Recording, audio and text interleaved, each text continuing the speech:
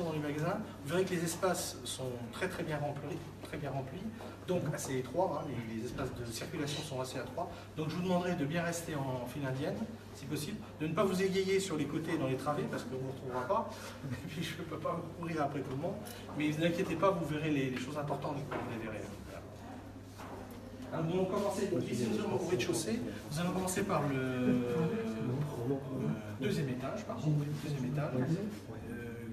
dans lequel se trouve notamment la réserve précieuse, dans laquelle sont conservés les documents les plus précieux, comme son nom l'indique.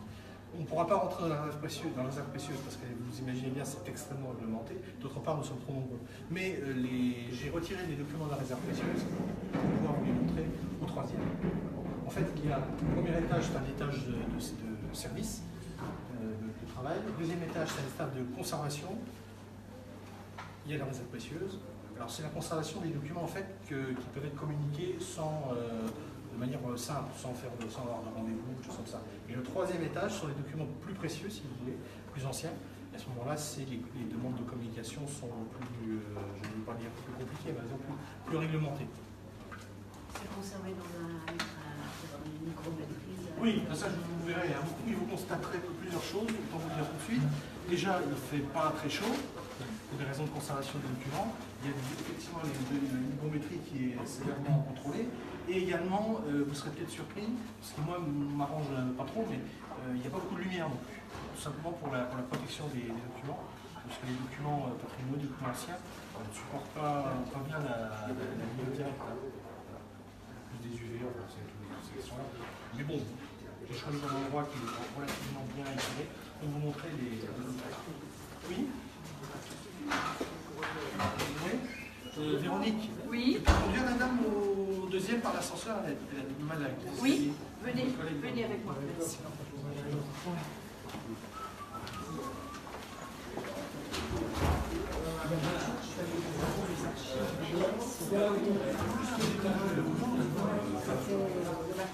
Ah ouais, oui, on a dit.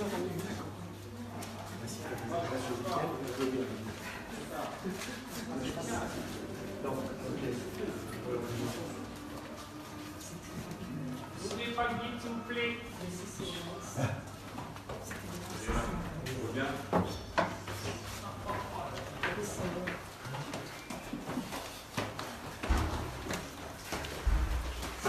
Voilà, n'allez pas plus loin.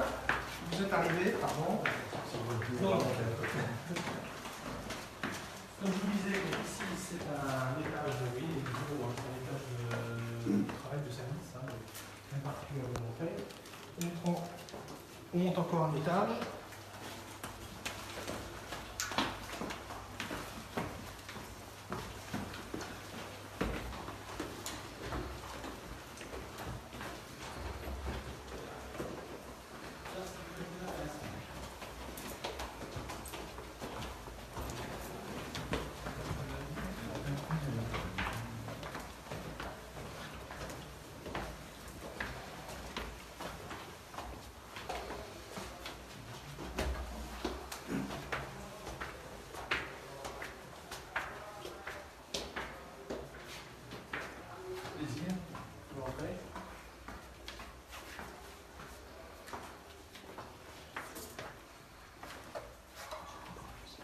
Voilà, nous sommes dans ce que nous appelons, en jargon, la bibliothèque. En fait, c'est la réserve numéro 2. Voilà. Dans cette réserve, je vais mettre par là. Alors, dans cette réserve, comme je vous disais, ce sont des documents qui sont en accès différé, c'est-à-dire qu'il faut demander pour pouvoir en avoir communication, mais qui en principe sont tous empruntables. Quelques exceptions près, les documents-là sont empruntables. Voilà. Même les disques. Alors justement, c'est une des exceptions. Pour le moment, les disques vinyles sont classés en collection patrimoniale, donc ils ne sont pas actuellement empruntables, mais c'est un des projets sur lesquels on travaille, c'est de les rendre empruntables. Puisque là, il y a des collections, on voit des choses intéressantes, notamment en musique du monde et en musique classique. Comme la bibliothèque a commencé, la médiathèque plus exactement, a commencé ses activités en 1977, donc évidemment à l'époque, pas question de disque compact, hein, c'était la cassette ou du vinyle. Donc ce sont les collections qui, pour une partie, datent de ces années-là. Vous voyez qu'il y en a un certain nombre. Donc à terme, effectivement, ça peut être très intéressant de les prêter. On va aller un petit peu plus loin.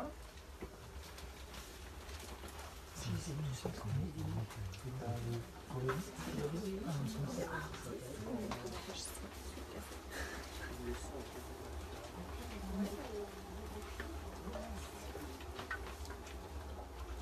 ici, je suis derrière vous, je vous parlais de la réserve précieuse.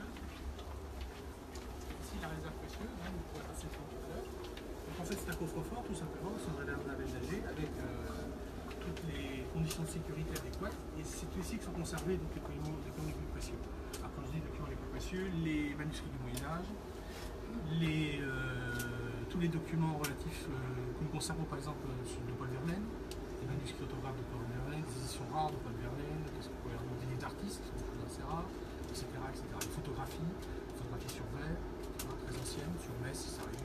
Voilà, ce genre de choses qui sont conservées. Alors là, bien entendu, réserve précieuse, hein, vous ne pouvez pas venir fleur au fusil, hein, ça ne marche pas. Donc là, il faut absolument avoir un rendez-vous, fixe des rendez-vous pour les communications des documents qui sont là. Le plus ancien que vous avez? Oui, souvent ce sont les plus anciens. Non, je veux dire, en termes de manuscrits du Moyen-Âge, on n'a pas de certitude parce que vous imaginez bien que c'est tellement bon.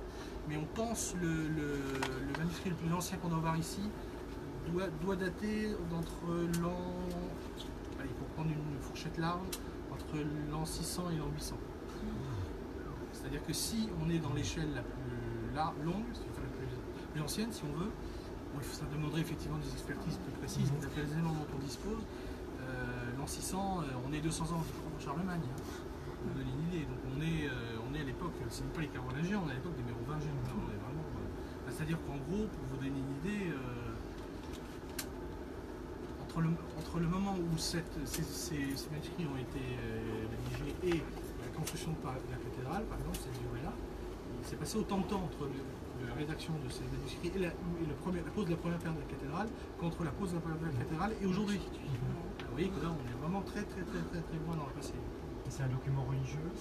Vraisemblablement. Non, je crois que non, on avait regardé, je crois que c'était plutôt un document administratif. Parce qu'à l'époque, c'est un ou l'autre. Et je vous montrerai tout à l'heure aussi un document très ancien. Pardon. Oui, les yeux en prie. Est-ce que ça a déjà été fait ou est-ce que ça peut être programmé des éditions pour le public?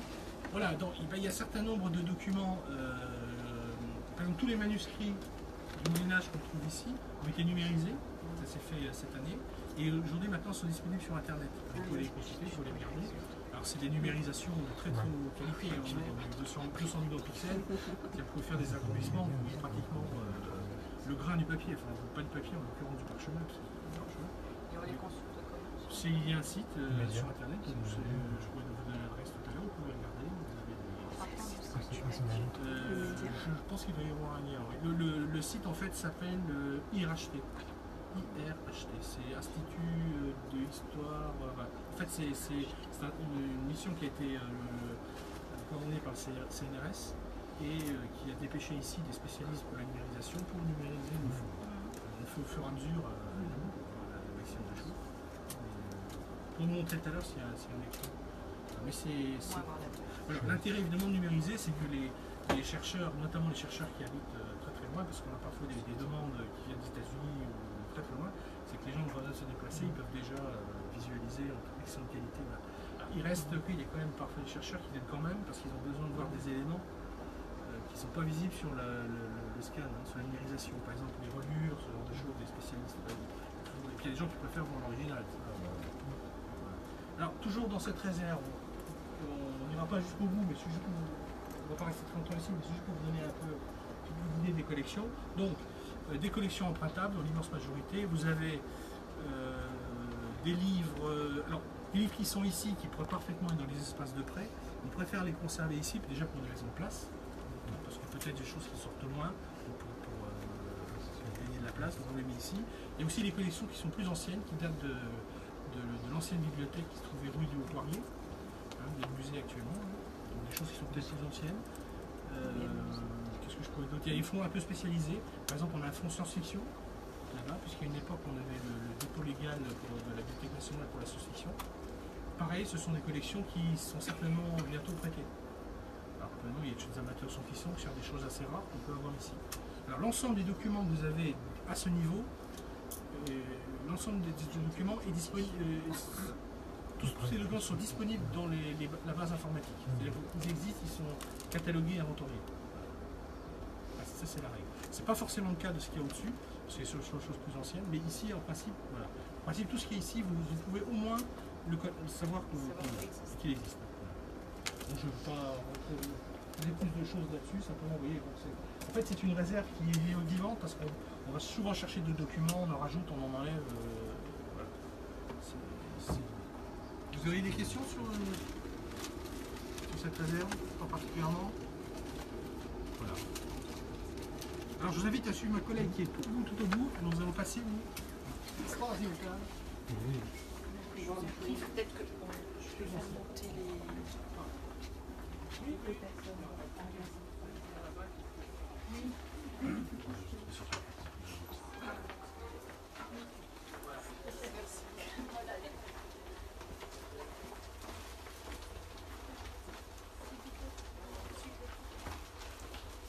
Voilà, vous prenez l'escalier.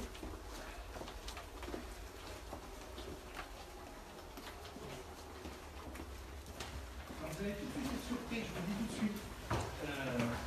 La première chose que vous remarquez pendant c'est l'odeur. L'odeur, oui. Évidemment, ça sent le vieux papier, le vieux cuir. Alors je vous rassure, c'est pas du tout toxique, que ce soit vous mais bon. Il faut savoir aussi que les cuirs, il y a beaucoup de documents qui sont reliés en cuir. Hein. Le cuir est une matière, malgré ce qu'on peut croire, qui est toujours vivante. Donc on les cire régulièrement. Les gens qui s'amusent à cirer les reliures. Ce qui participe à l'odeur aussi.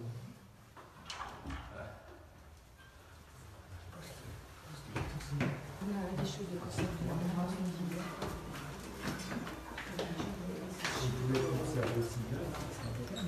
les archives de l'école, c'est un peu le principe. C'est quelqu'un d'achat, C'est comme les archives de la ville.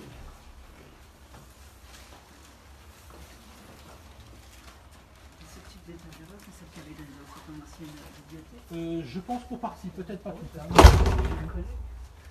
C'est comme ça. Oui, oui, c'est possible. Alors nous sommes au troisième étage, qui est le dernier étage de la médiathèque. Ça nous arrangerait qu'il y ait un quatrième, parce que bon, on est un peu à l'étroit. D'ailleurs, paraît-il qu'au départ, dans le projet de départ, il devait y avoir un étage encore au-dessus. Ça ne s'est pas fait. Donc ces collections ici sont dites les collections de patrimonial, collections de conservation. Alors, dans les documents que vous avez dans cet espace, ce sont des documents qui ne s'empruntent pas. Que vous pouvez consulter ici, en bas notamment, enfin dans la salle de prêt, donc ils sont accessibles mais qui ne sont pas empruntables pour les raisons que vous pouvez imaginer. Alors il est vrai qu'on a souvent des demandes de communication pour des gens qui viennent parfois même sans rendez-vous, donc ça c'est possible, ce qui n'est pas le cas pour leurs arts précieux, comme je vous le disais précédemment. Et on fait aussi pas mal de communication, notamment de numérisation pour des gens avec des demandes, de chercheurs du monde entier qui veulent telle page de tel ouvrage. Voilà. Ça fait partie de notre travail aussi. Ce qui n'est pas toujours simple parce que c'est parfois un gros travail de recherche. Parce que les collections sont, vous savez, c'est un peu le millefeuille, hein, c'est-à-dire que comme la bibliothèque est très ancienne, les choses se sont un peu superposées les unes aux autres. Et puis suivant la couche, hein, comme vous faites de l'archéologie, suivant la couche que vous devez fouiller, c'est pas toujours facile. Voilà. Il y a aussi une particularité qui est propre à Metz, c'est que nous avons, du fait de l'histoire locale, nous avons une bonne partie des collections qui sont en allemand.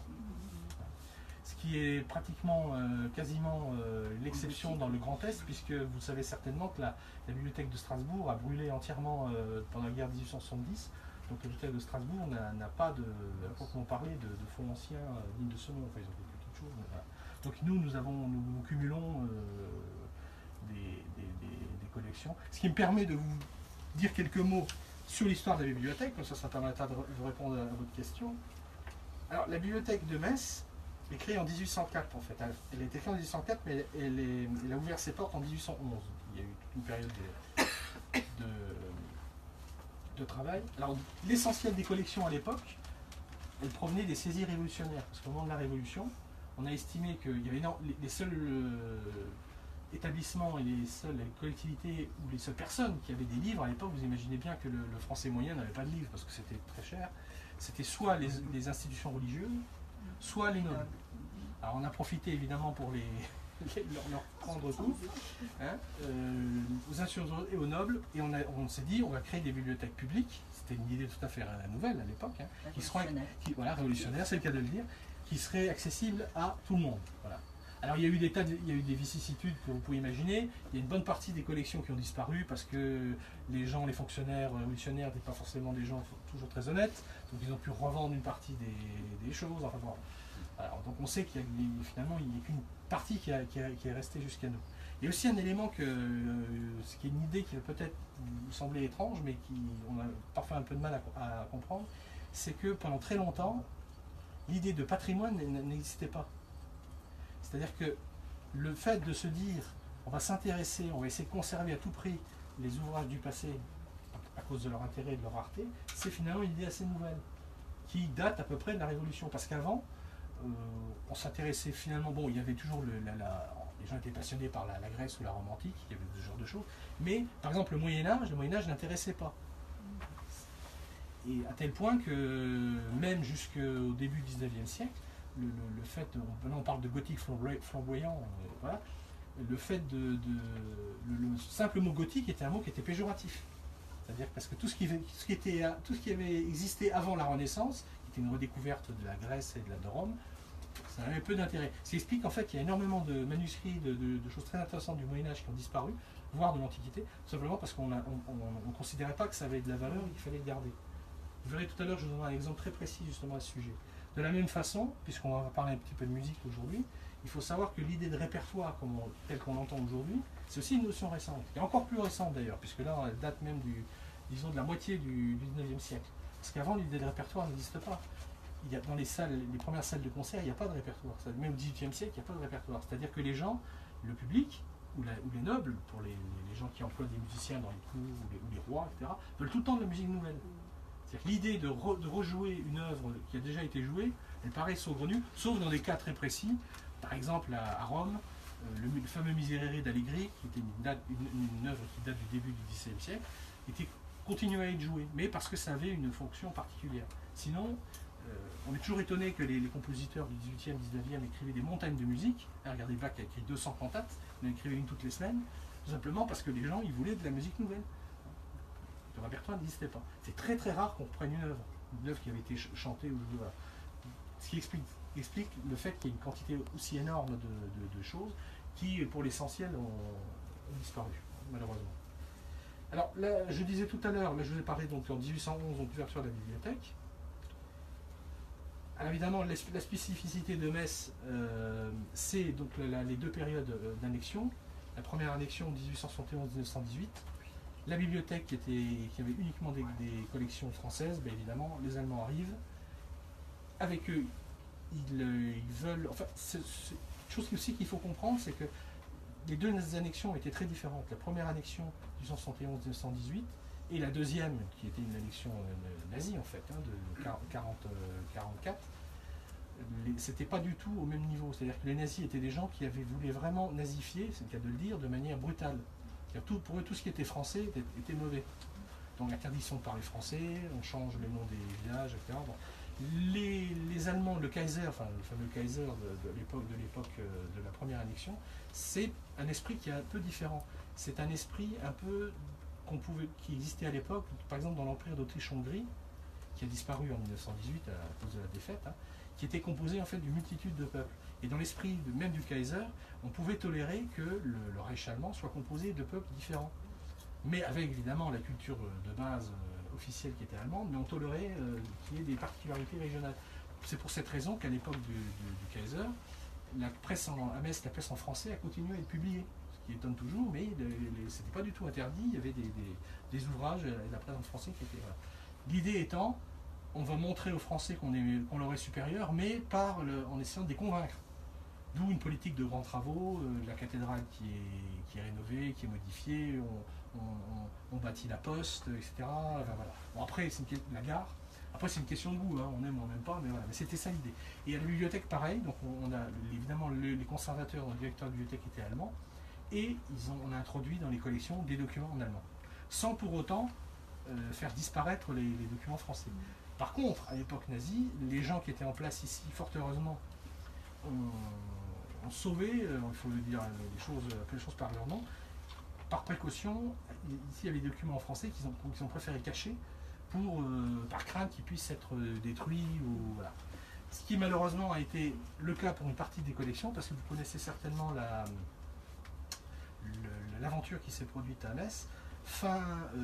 Au cours de l'année 1944, les autorités allemandes, après le débarquement en haut, ont eu peur que la ville soit bombardée. Heureusement, ça n'a pas été le cas, sauf la gare du Sablon. Enfin, la ville elle-même en tant que telle n'a pas été bombardée. Et donc, ils ont été pris de panique et ils ont voulu protéger les documents les plus anciens, notamment les manuscrits du Moyen-Âge. Donc, qu'est-ce qu'ils ont fait? Ils ont eu une idée sur le papier qui était une excellente idée, c'était une fausse bonne idée. En fait, ils ont repris sorti de la bibliothèque qui à l'époque était rue du Poirier, pour tous les manuscrits les plus anciens, pour les mettre dans des blocos, dans des forts autour de Metz, notamment au fort Saint-Quentin. Et qu'est-ce qui s'est passé? Alors là, mystère. Au moment où les Allemands sont partis en catastrophe, il y a une partie, voilà, c'est les sources, enfin, les rapports dont on dispose, il semblerait qu'une partie de ces ouvrages, de manuscrits du Moyen-Âge, notamment, qui étaient dans des caisses, sont partis en fumée. Quelqu'un y aurait mis le feu. Alors, j'ai mon responsable, M. Dominique Ribert, qui est conservateur adjoint, chargé du patrimoine, a écrit un très intéressant article là-dessus dans un ouvrage que nous avons publié. Et il explique très bien la situation. Et on se dit aujourd'hui qu'il est possible, même probable, qu'il y ait une partie des manuscrits qui est effectivement brûlée. Parce qu'en fait, il semblerait que ce soit un ordre qui était mal interprété. C'est-à-dire que l'officier aurait reçu l'ordre de brûler des vêtements, et comme il a vu les caisses qui étaient à côté, il a pensé qu'elles devaient... Bon, ça c'est l'hypothèse, disons, une des hypothèses. L'autre hypothèse, c'est que il serait un petit peu servi avant de partir, et qu'ils auraient pris... Voilà. Cette deuxième hypothèse est confortée par le fait qu'on s'est assez rapidement rendu compte que c'est bizarrement les plus beaux manuscrits qui ont disparu. Le feu est parfois sélectif, mais voilà. D'autant plus que je peux vous assurer que pour faire brûler un livre, c'est très compliqué de faire brûler un livre. Étant donné que le livre est compact, l'air ne circulant pas, c'est très très compliqué de faire brûler. Donc il y a un peu un doute. Alors, fort heureusement, quand on voit nos manuscrits ici du Moyen-Âge ont des codes c'est MS, MS pour manuscrit, et après vous avez un certain nombre de noms qui suivent. Et il y a certaines codes qui n'existent plus, qu'on a gardées, mais enfin ce sont les manuscrits disparus. Donc on peut penser qu'un jour on les retrouvera. Ils peuvent réapparaître dans des ventres ou des choses comme ça, c'est pas impossible. Et fort heureusement, ça c'est un hommage qu'il faut rendre aux Allemands première période, pas première édition, pas deuxième. Ils ont eu quand même la présence d'esprit d'en photographier certains. Donc il y a des manuscrits dits réputés disparus dont on dispose des photographies. Et c'est là qu'on se rend compte qu'ils étaient magnifiques. Alors, évidemment, ce sont des photographies en noir et blanc, puisque la couleur, voilà. Mais enfin, ça donne une idée quand même de la qualité des enluminures, ce genre de choses. Voilà. Alors, je termine rapidement donc la période d'après la guerre. Évidemment, bon, la période d'après la guerre, évidemment, c'est compliqué. Il faut reconstruire la bibliothèque. Je fais un pas de géant pour arriver à l'ouverture de la médiathèque ici, donc en janvier 1977. Et il faut que vous sachiez, la médiathèque à l'époque du Pontifroy, aujourd'hui médiathèque Verlaine, et le premier établissement à s'être appelé médiathèque en France. Il faut savoir, parce que c'était une nouvelle idée en fait qui était à l'époque tout à fait révolutionnaire. C'était en fait de proposer l'ensemble des supports culturels. C'est-à-dire que les bibliothèques traditionnellement n'avaient que des livres ou des revues. Donc là, on rajoutait de la musique avec des disques, voire au bout d'un certain temps de la vidéo, puis après des disques compacts, des DVD, etc. Donc c'était ça un petit peu l'idée. Et surtout, un héritage aussi très intéressant qui venait des Allemands, c'est que les Allemands ont été les premiers, ils ont créé ici à l'époque une section jeune, pour la jeunesse, ce qui n'existait absolument pas en France. C'était vraiment quelque chose de totalement révolutionnaire, ça n'arrive en France que plus tard. Et bien entendu, aujourd'hui, vous avez dans toutes les bibliothèques, vous avez une section pour les jeunes. Voilà. Alors après, il y a eu différentes collections qui nous ont été données, des dons, notamment une qui est très importante, dont vous avez peut-être entendu parler, c'est la dation de M. Mutelet. M. Mutelet était un libraire de Metz qui a fait une dation donc, à la bibliothèque. Une dation, c'est tout un procédé de succession. Lorsqu'il est décédé, donc il a fait donné une partie de ses collections Je crois que non, c'est le terme c'est Dacian. Il y a une différence entre. Je ne rentrerai pas dans les détails. Enfin, tout ça pour dire que c'était très intéressant parce que c'était quelqu'un qui collectionnait tous les ouvrages sur la Lorraine. Enfin, Metz, la Moselle, en particulier la Lorraine. Voilà. Donc on a énormément d'ouvrages ici très intéressants sur ce sujet parce que nous avons la chance d'avoir. Voilà. Alors, maintenant, vous me direz-vous, maintenant qu'on a fait une petite présentation, vous voulez voir des choses? Eh bien, je vais vous en montrer. Alors, pour que vous ne soyez pas déçus, alors à la fin de ma petite présentation, on fera juste un aller-retour dans les réserves comme ça.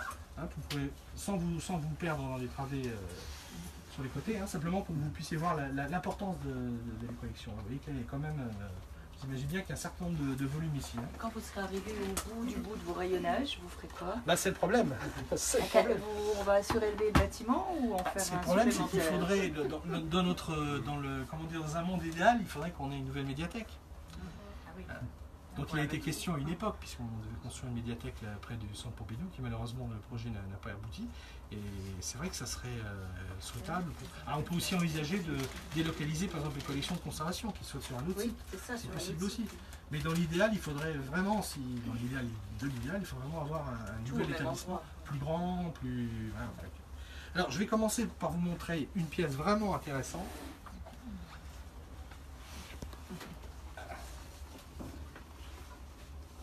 Voilà. Alors, c'est une pièce musicale. Alors, à votre avis? Ça a changé, hein, par Oui, rapport aux écritures tout à fait, actuelles. oui. Donc, c'est une des pièces les plus rares que nous avons ici. Donc, c'est une pièce unique qui ressemble à des portées, hein, de notation musicale. Donc, cette pièce-là date vraisemblablement du XIIIe siècle. Donc, on est dans les années 1200. C'est-à-dire que le document que vous avez là sous les yeux a 800 ans, presque 900. C'est quel matériau? C'est du parchemin. En fait, c'est de la peau de vélin, enfin c'est de la peau d'agneau, enfin de veau. Il y avait de l'agneau aussi, hein. Boire du porc aussi, ça pouvait exister. Voilà. Alors, une remarque que vous pouvez peut-être faire, c'est vous remarquez qu'il ce manuscrit, il a quand même une forme un peu bizarre. Hein. On a l'impression, vous voyez, il y a des coins. Voilà. Voilà. Et en fait, c'est ça ce que je voulais vous dire, c'est que je vous disais tout à l'heure que pendant longtemps, le Moyen-Âge n'intéressait personne, notamment au XVIIe, XVIIIe siècle, où vous parlez du Moyen-Âge, bof. Donc, on réemployait des manuscrits du Moyen-Âge qu'on avait sous la main pour faire des couvertures ou faire des pages de garde dans des ouvrages plus récents. Je ne sais pas si vous imaginez. C'est comme si vous vous amusiez à couvrir les livres chez vous avec le courrier de votre arrière-grand-mère. Oui, c'est un peu curieux. Mais, alors ça s'est fait beaucoup, par exemple, pour des ouvrages religieux du 7e, 18e siècle, ça se faisait beaucoup. Et fort heureusement, pour nous c'est un miracle, parce que justement ces choses-là ont été conservées de cette façon-là. Sinon, elles auraient disparu. Hein. Donc ils l'ont enlevé du manuscrit, découpé, oui, et puis ils ont recollé sur le manuscrit plus moderne, le livre plus moderne. Tout à fait, parce qu'on Comme une couverture. Oui, voilà, comme couverture ou page de garde. Quand on était petit, quand on couvrait les livres d'école. Voilà, c'était ça l'idée. Alors la pièce que vous avez là, donc elle daterait du XIIIe siècle. Donc en fait, c'est une pièce musicale. Hein. Qui est, paraît-il, très très rare, voire rarissime, parce que, pour la raison suivante, c'est que là, on est vraiment au tout début du chant, et vous avez plusieurs voix, vous voyez. Là, on a 3 voix. Ce qui était une nouveauté, en fait. Et l'encre, c'est quoi comme On utilisait des encres naturelles, évidemment, je pense que c'était à base de métaux, de plantes, mais l'encre a bien tenu. Elle a bien tenu. Elle est pas pâle. Alors pour vous donner une idée de à quoi peut ressembler la musique que nous avons là, je vais vous faire écouter un extrait. Donc c'est le premier disque. J'avais dit. C'est de qui? De quel auteur? Ça, les auteurs sont anonymes. À l'époque, je crois que c'était la page numéro 4. J'avais choisi la page numéro 4. Voilà. Je suis parvenu quand même comment jusqu'à la bibliothèque? Parce que ça a été, oui, ça a été retrouvé au fur et à mesure que les collections, qu'on a commencé à travailler sur les collections, on a retrouvé des choses comme ça. Et ça vaut quelque chose? Ça n'a pas de prix. Ça n'a pas de prix. C'est impossible. Enfin, c'est pas le but non plus. Je vous donne, voilà, vous avez écouté un extrait. c'est pas l'œuvre là, mais ça vous donne une idée de ce qu'on peut entendre. En fait, voilà. Donc là, il y a plusieurs chanteuses. La musique grégorienne. Voilà, je vous en dirai un mot après. Hein. Qui est la musique grégorienne, on a toujours l'impression que c'était chanté uniquement par les moines, c'était faux, hein. Les femmes chantaient aussi. Hein. Le fait que les femmes soient interdites de chanter dans les églises, c'est venu après, plus tard. Hein. Ce sont des sœurs, là, qui dit. Peut-être. Oui, ça pouvait parfaitement. Vous voyez que c'est une écriture qui est, qu'on dit, horizontale. C'est-à-dire qu'en fait, à l'époque, on ne maîtrisait pas l'harmonie. Donc les gens, enfin les chanteurs chantent la même chose. On n'avait pas de voix qui sont différentes. D'ailleurs, quand vous regardez là, vous voyez que c'est vraiment le début où on commence un petit peu à varier les... Parce que le fait, quand vous écrivez une musique, pour les gens qui sont un peu musiciens, le fait quand vous écrivez une mélodie, par exemple, ça va. Mais quand vous avez plusieurs voix, pour que les voix s'harmonisent, c'est extrêmement compliqué. Et ça s'est fait au fur et à mesure. Hein. Voilà le genre de... Et dans les couvents, les religieuses, elles savaient chanter. Aussi, tout à fait, oui. Bien sûr. Voilà, ça vous donne l'idée. Alors, pour répondre à la question de l'âme tout à l'heure, à propos du grégorien, ce qu'il faut savoir, c'est ce qu'on appelle aujourd'hui le chant grégorien. Le terme est impropre. On va appeler ça le chant messin. Parce qu'en fait, le chant grégorien, on a tout inventé à Metz. Encore récemment, on a une demande sur le kiosque qui n'existe plus, qui se trouvait sur l'esplanade. Et en faisant la recherche, on s'est rendu compte que c'était le premier kiosque qui a été construit en France, à Metz. Le premier théâtre construit en dur, en pierre, à Metz, 1752. C'est le plus ancien. Oui, c'est le premier construit en pierre, avant Bordeaux. Mais c'était un lieu de passage. Oui, et puis il y avait des plus anciens en activité. Et il y avait aussi le fait que, ce qu'il ne faut quand même pas négliger, c'est comme Metz a toujours été une ville militaire. Qui dit militaire dit ingénieur militaire. Les gens qui étaient ingénieurs dans l'artillerie, dans le génie civil. Donc ils avaient. Voilà pour ces choses-là. Alors là, vous voyez, c'est pas le genre de choses que vous verrez tous les jours. Hein. Donc vous disiez que le chant grégorien est inventé. Voilà, c'est-à-dire qu'en fait, le terme. C'est plus à Gorze, non? C'est plus à Gorze qu'à Metz. Les premières traces mentions, je peux vous donner même l'élément, puisque. Je crois que je l'ai noté là. Le chant mestin est attesté dès l'année 883. La première mention qu'on a, on parle de chant messin. Parce qu'en fait, le terme de grégorien, bon, j'ai plus ça exactement en tête, mais en fait, que vous sachiez, c'est que quand on a appelé le chant grégorien par rapport à un pape qui s'appelait Grégoire. Donc on s'est rendu compte après que c'est une erreur, c'est que c'est effectivement également un Grégoire, mais c'est pas le même. Puisqu'on a fait partir le chant d'Italie, mais il y avait déjà une école à Metz avant, qui est plus ancienne. Donc l'ensemble que vous avez écouté là, c'est un disque, c'est celui-là, là. Chant sublime de Troyes. Femmes, hein, voilà. Et en fait, il y a 3 chanteuses, dont Madame Desmolières, que vous connaissez peut-être, de la Schola Mettensis, hein, donc, qui était l'épouse de Monsieur Desmolières, qui est aujourd'hui décédé, et qui sont, avec leur ensemble, sont spécialistes de cette époque. Et c'est Monsieur Desmolières qui a participé à l'identification de toute cette série de manuscrits que nous avons ici. C'est vraiment un spécialiste qui a pu dire c'est telle chose. C'est lui qui a pu nous faire voir notamment que c'était très rare. Hein. Alors on va faire un petit saut dans le temps, si vous pouvez mener le disque suivant. On trouve dans le commerce Celui-là, oui, je pense qu'il est encore, on le trouve encore. Hein, ouais. Là maintenant, nous allons voir aller plutôt du côté des troubadours. C'est un petit peu plus tardif, puisque là nous étions dans la musique sacrée, hein, bien entendu. Là nous allons plutôt de la musique profane. Donc c'est un autre ensemble qui s'appelle l'ensemble Saint-Agma, qui a fait un disque donc Trouvert en Lorraine. Donc là nous sommes un petit peu plus tard, et je voulais surtout vous faire écouter un extrait parce que nous avons aussi des musiques qui ont été composées par des compositeurs, on peut l'appeler ça, lorrains, messins en particulier, mais malheureusement on ne connaît pas leur nom. Ils n'ont pas laissé leur nom. Alors c'est la plage numéro 5, pour vous donner une idée. Donc là c'est instrumental, si mon souvenir est exact, pour vous voyez la différence par rapport à ce qu'on a écouté tout à l'heure.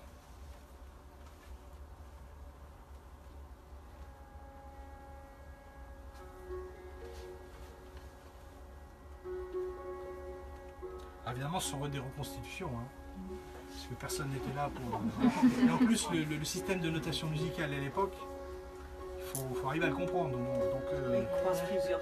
voilà, c'est ça. comment Source. Et surtout, par contre, on connaît les instruments, parce qu'on a les représentations des instruments, donc on peut les refaire à l'identique, et on voit le résultat qu'on peut obtenir. Il y a des musiciens qui refont les Qui sont spécialisés là-dedans, tout à fait, ouais. Oui, là, on est quand même déjà, là, on est plus dans un film, dans un château fort. Hein. Donc, c'est une pièce composée par un anonyme Messin, on ne connaît pas son nom. Donc vous avez la partition ici? Non, du tout, je ne crois pas. Je n'ai pas vérifié, mais je ne pense pas.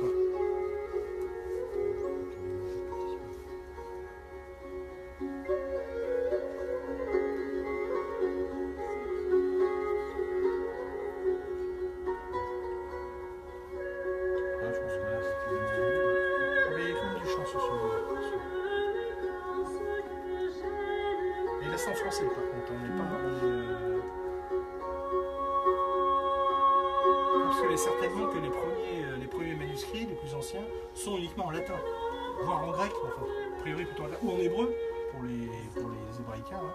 Mais le fait d'écrire en français, c'est venu assez tard, parce que c'est pas le fait le français qui n'était pas considéré comme une langue noble, c'était un peu la langue du peuple, donc c'est venu plus tard.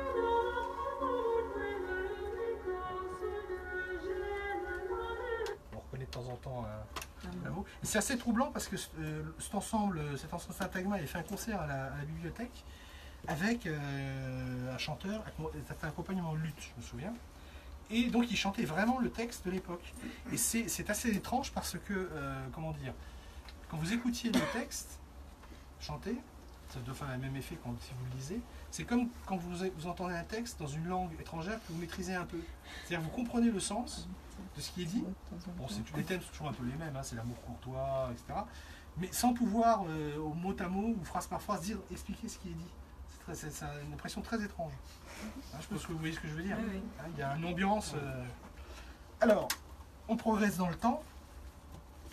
Et un beau jour, qu'est-ce qui se passe? Ben, on invente l'imprimerie. Gutenberg, donc, qui publie exactement, je mettais l'année, donc à Strasbourg, en 1455, la première Bible, dite Bible de Gutenberg. Alors, il y a plusieurs choses changent. Jusque-là, on avait évidemment des livres qui étaient recopiés à la main, par des moines. L'imprimerie, le fait d'imprimer des documents, c'est quelque chose qui était connu. Mais on imprimait uniquement des plaques de bois en fait, qui étaient creusées, c'est gravure sur bois si vous voulez. Hein. La grande invention de Gutenberg, qui existait déjà, semble-t-il, en Chine et en Corée, mais en Europe on n'en avait pas connaissance, c'est l'idée géniale d'avoir utilisé des caractères mobiles, ce qui permettait de composer les textes. Parce que vous comprenez bien que quand vous êtes obligé de faire une page complète de texte gravé dans le bois, il ne faut pas être pressé. Hein. Voilà. L'idée, c'était ça l'idée. Donc ça permettait, le fait d'avoir des caractères mobiles, ça permettait de récupérer les caractères, hein, de refaire une autre page, etc. Alors cet ouvrage-là est intéressant. C'est ce qu'on appelle un inculable. Alors, un inculable, c'est un ouvrage qui a été imprimé entre l'invention de l'imprimerie, enfin dite officielle par Gutenberg en 1455, et entre donc cette date et le 1er janvier 1501. Donc en fait, ce sont tous les tout premiers ouvrages imprimés. On appelle les incunables, parce que ce sont les plus rares, donc les plus chers. Voilà. Ça en a combien ici? On en a pas mal quand même. Oui. Alors, celui-là est intéressant parce qu'il a plusieurs caractéristiques. Je crois que j'ai trouvé quelque part Gutenberg.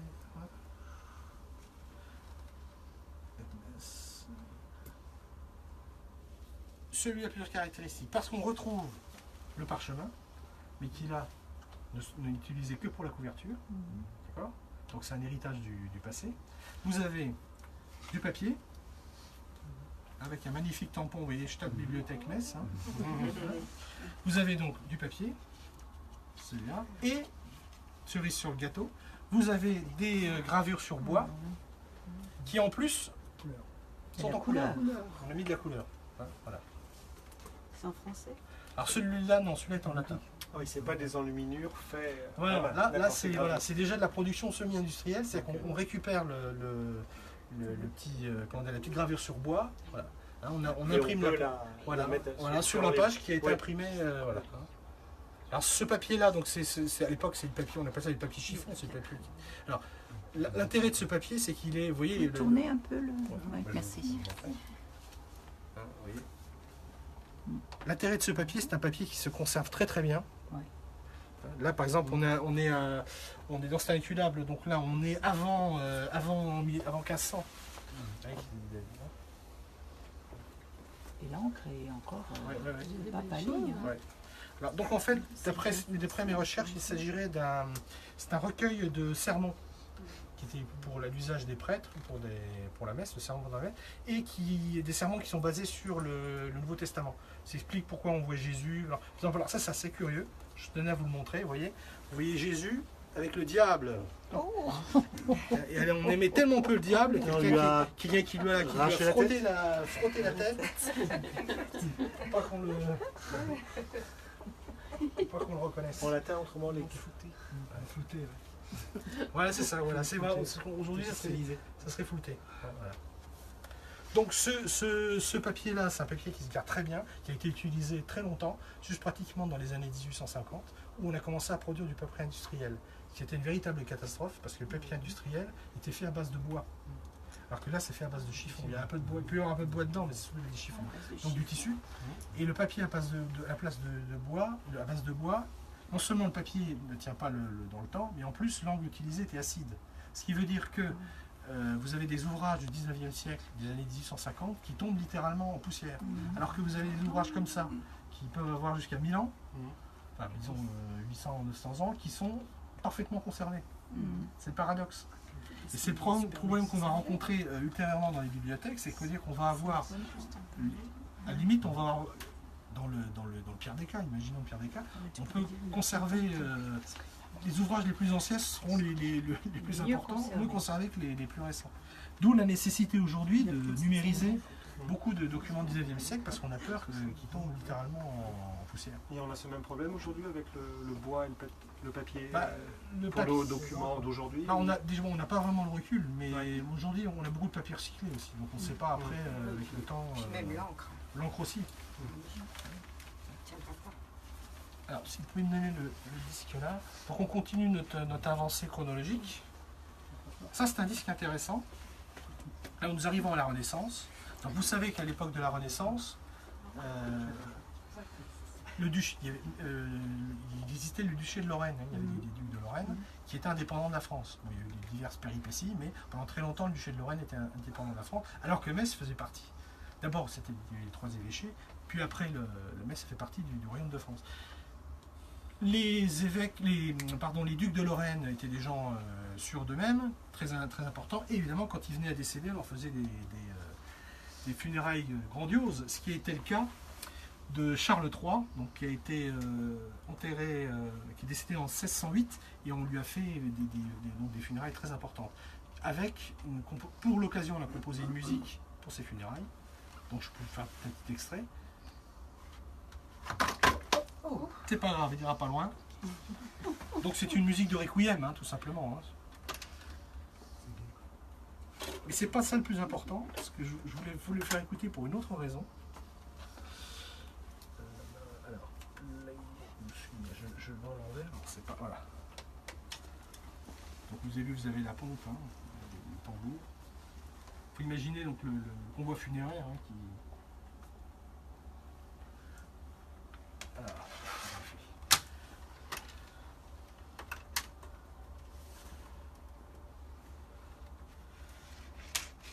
Ah, il en a pas celui-là. Comment se fait ça? À la rondaine. Non.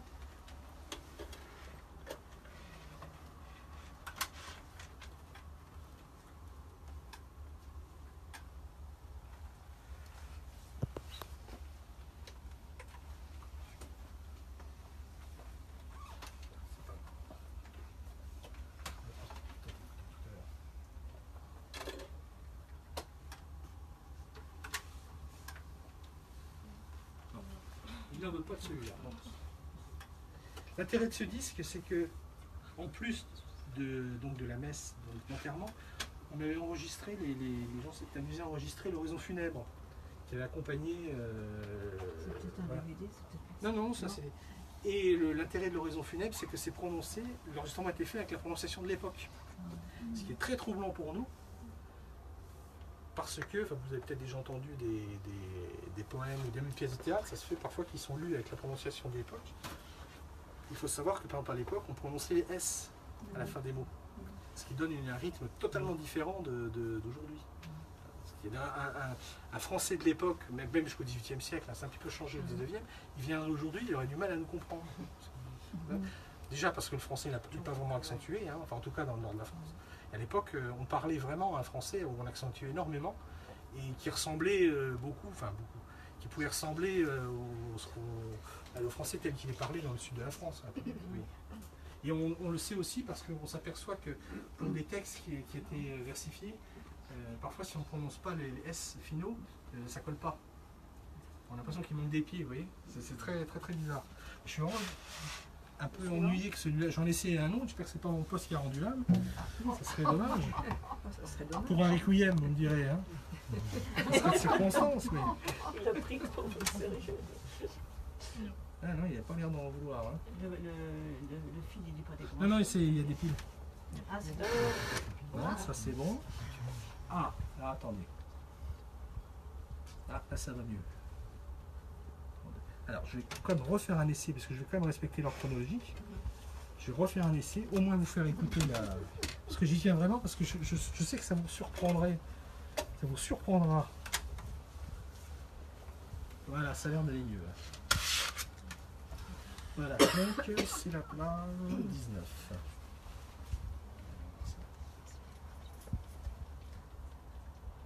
Évidemment, c'est très moral, hein. Bon, c'est la 18. Hermine de la Rose. Il n'y a pas beaucoup de lumière ici. C'est très...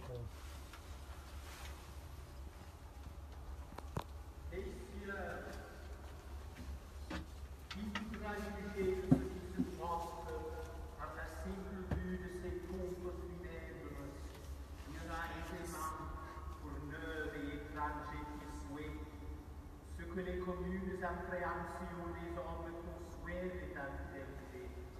Sans doute que ce sont ici les obsèques de quelque grand prince.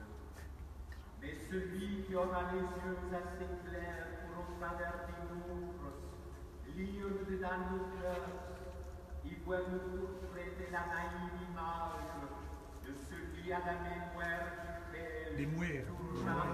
ses larmes.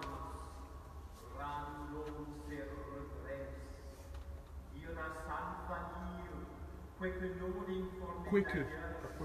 Il ira par doléance avec vous. Ce sont donc, hélas, ce sont les funérailles de ce grand duc Lorraine, Charles Troisième, Charles notre beau prince, Charles ce beau fleuron de la maison. On a donc une discussion avec Molière, il vous aura parlé comme ça, hein. Louis XIV. Mais il prononçait toutes les lettres. C'est ça, en fait. Cœur, oui, il prononçait tous les S.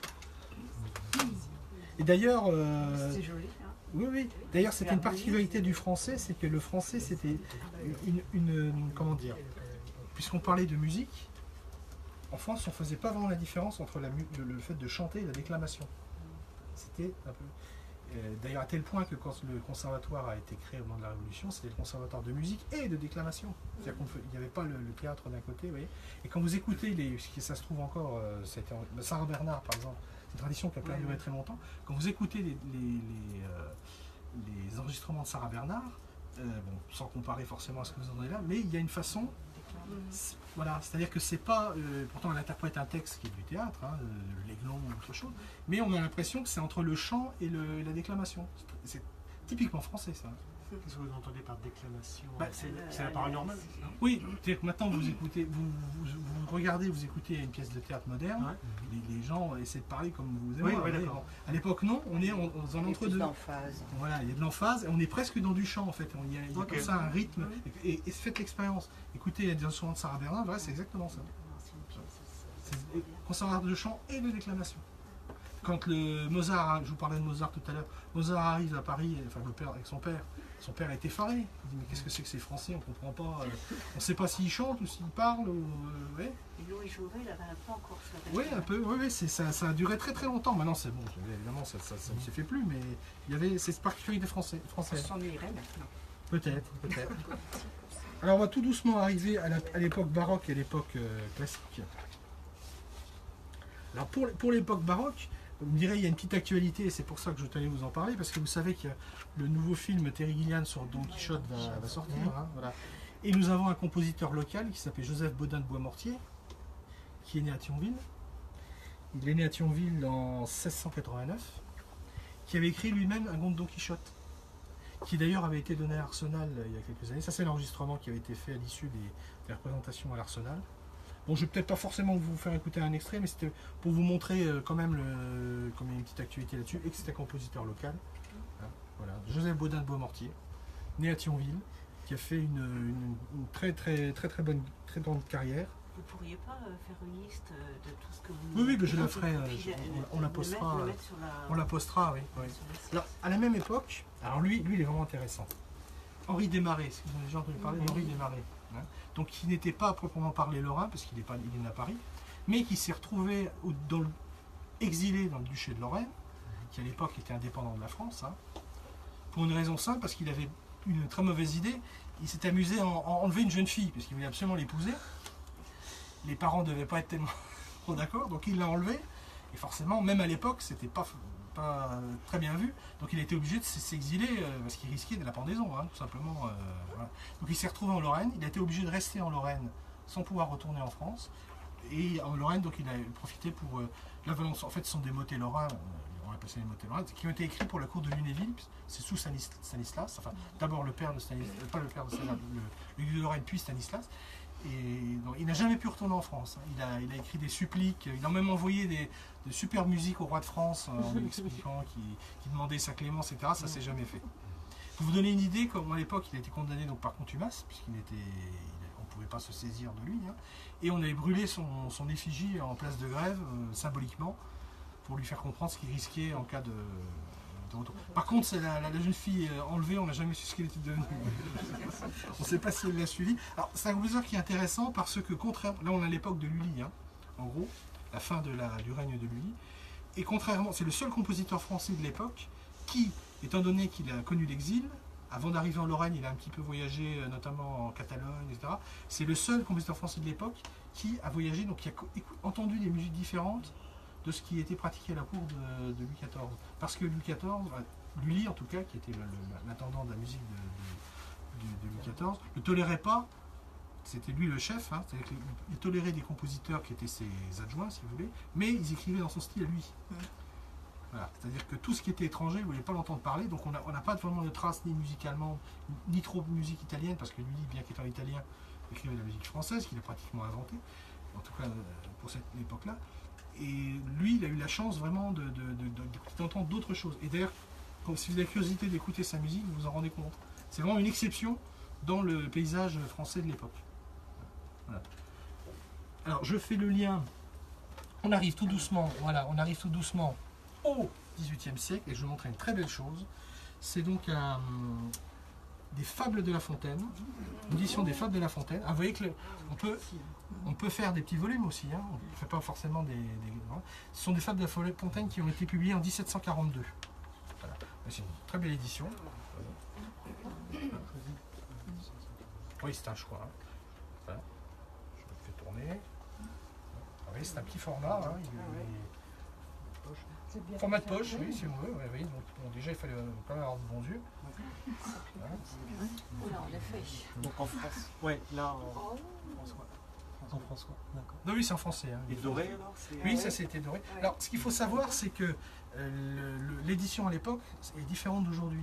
C'est-à-dire qu'évidemment, les livres sont très rares, sont très chers. Parce que vous imaginez le travail pour publier un livre. Hein. Donc, un tirage, un gros tirage, quelques milliers d'exemplaires, c'est le bout du monde. Hein. Et souvent, donc ce sont soit les gens qui peuvent acheter des livres, soit ce sont des nobles, donc les moyens, des grands bourgeois éventuellement, ou des institutions religieuses. Voilà. Et à l'époque, très souvent, la profession d'imprimeur, on ne parle pas d'éditeur, hein, vous avez un imprimeur, et vous avez un relieur.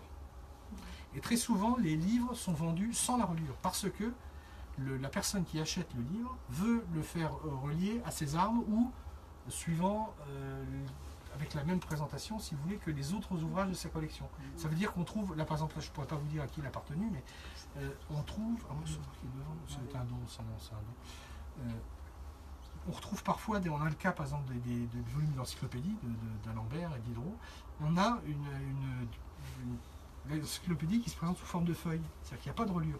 C'était la personne qui achetait le livre de le faire relier à sa convenance. De la même façon, dans les premiers incunables qui étaient vendus, là je vous ai montré des gravures sur bois, parfois vous avez la partie où devait la gravure est vide, c'était laissé au soin de la personne qui achetait le livre de faire graver, enfin de faire rajouter des gravures ou des enluminures suivant ses souhaits ou ses moyens. Ah, c'était une autre... bibliothèque. Les bibliothèques, pas vraiment, non. Il y avait les bibliothèques en tant que telles, n'existaient pas, non. Voilà. Donc normalement, quelqu'un qui ferait des recherches, en consultant des livres, il pourrait répertorier les livres qui appartenaient à telle Bien sûr, oui, évidemment, oui. Je serais juste là. Oui, bien entendu, oui. Vous avez, quand vous visitez certains... Moi, j'ai visité, par exemple, c'était quel château? Le château le ministre de Napoléon, enfin le nom m'échappe, et dans sa bibliothèque, tous les ouvrages sont reliés de la même façon, parce que c'était un signe de richesse, voilà. Le métier, la profession vraiment d'éditeur, telle qu'on la connaît aujourd'hui, c'est-à-dire la personne qui vous lit le livre clé en main, enfin, si on veut, c'est quelque chose qui est relativement récent, c'est le 19e siècle. Hein. Le mot d'ailleurs n'existait même pas avant d'éditeur, c'était un imprimeur ou éventuellement un relieur. C'est un privilège de tenir un livre comme ça entre ses mains. Oui, il y en a quelques milliers ici comme ça. Et quand on parle de dorure, c'est quoi? C'est pas de la dorure, c'est comme de l'orphin ou c'est Oui, c'est ça, c'est de la feuille d'or en fait. C'est de la feuille d'or. La feuille d'or avec des outils particuliers. Hein.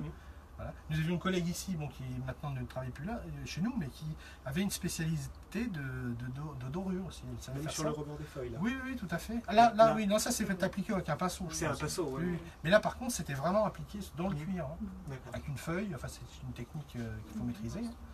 Évidemment, donc il y a une collègue qui faisait ça, donc vous pouvez faire la restauration ou des créations originales avec des poinçons. Enfin, vous voyez un peu à quoi ça peut ressembler, comme un poinçon. C'est des choses de très, très techniques. Alors, puisque nous sommes au XIXe siècle, je ne peux pas ne pas vous parler de Mozart. Vous me direz-vous, pourquoi? Je vais vous dire pourquoi. Parce qu'on a quelque chose de très intéressant sur Mozart ici, que je vais vous montrer. Donc, on parlait d'édition, donc c'est une partition musicale. Pour les gens qui connaissent, donc c'est la partition de la 35e symphonie de Mozart, dite Hafner, qui date de l'édition que vous avez là, donc c'est qui a été publiée chez un éditeur parisien qui s'appelait Zibert, qui d'ailleurs était d'origine allemande, en 1789, donc c'est l'année de la Révolution. C'est l'original, ça. Oui, c'est l'édition d'époque.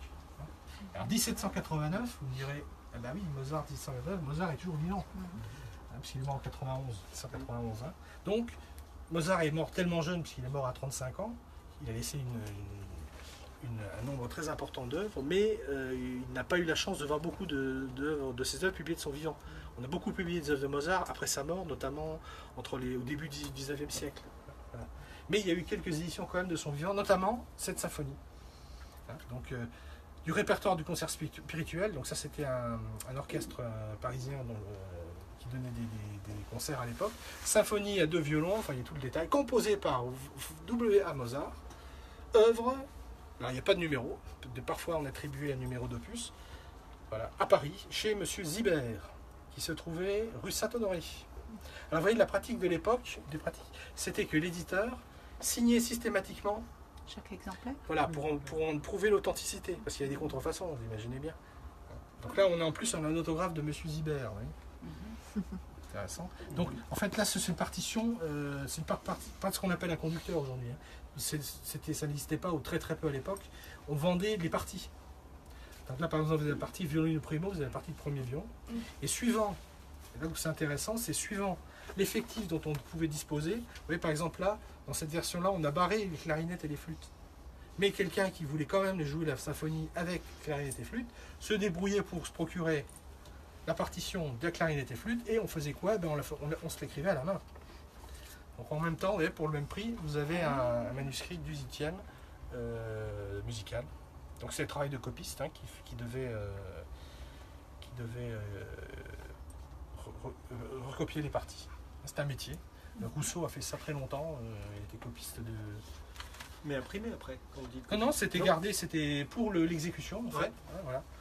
C'est-à-dire qu'on achetait la partition, enfin les parties, il devait y avoir différentes versions, mais disons la majorité des orchestres achetaient la partie vraiment la plus simple, et on pouvait éventuellement rajouter les... Alors, là, vous pensez bien, dans une symphonie, vous n'avez pas un seul violoniste, il peut y avoir 15 violons, donc il fallait recopier les 14 parties manquantes pour pouvoir jouer la musique.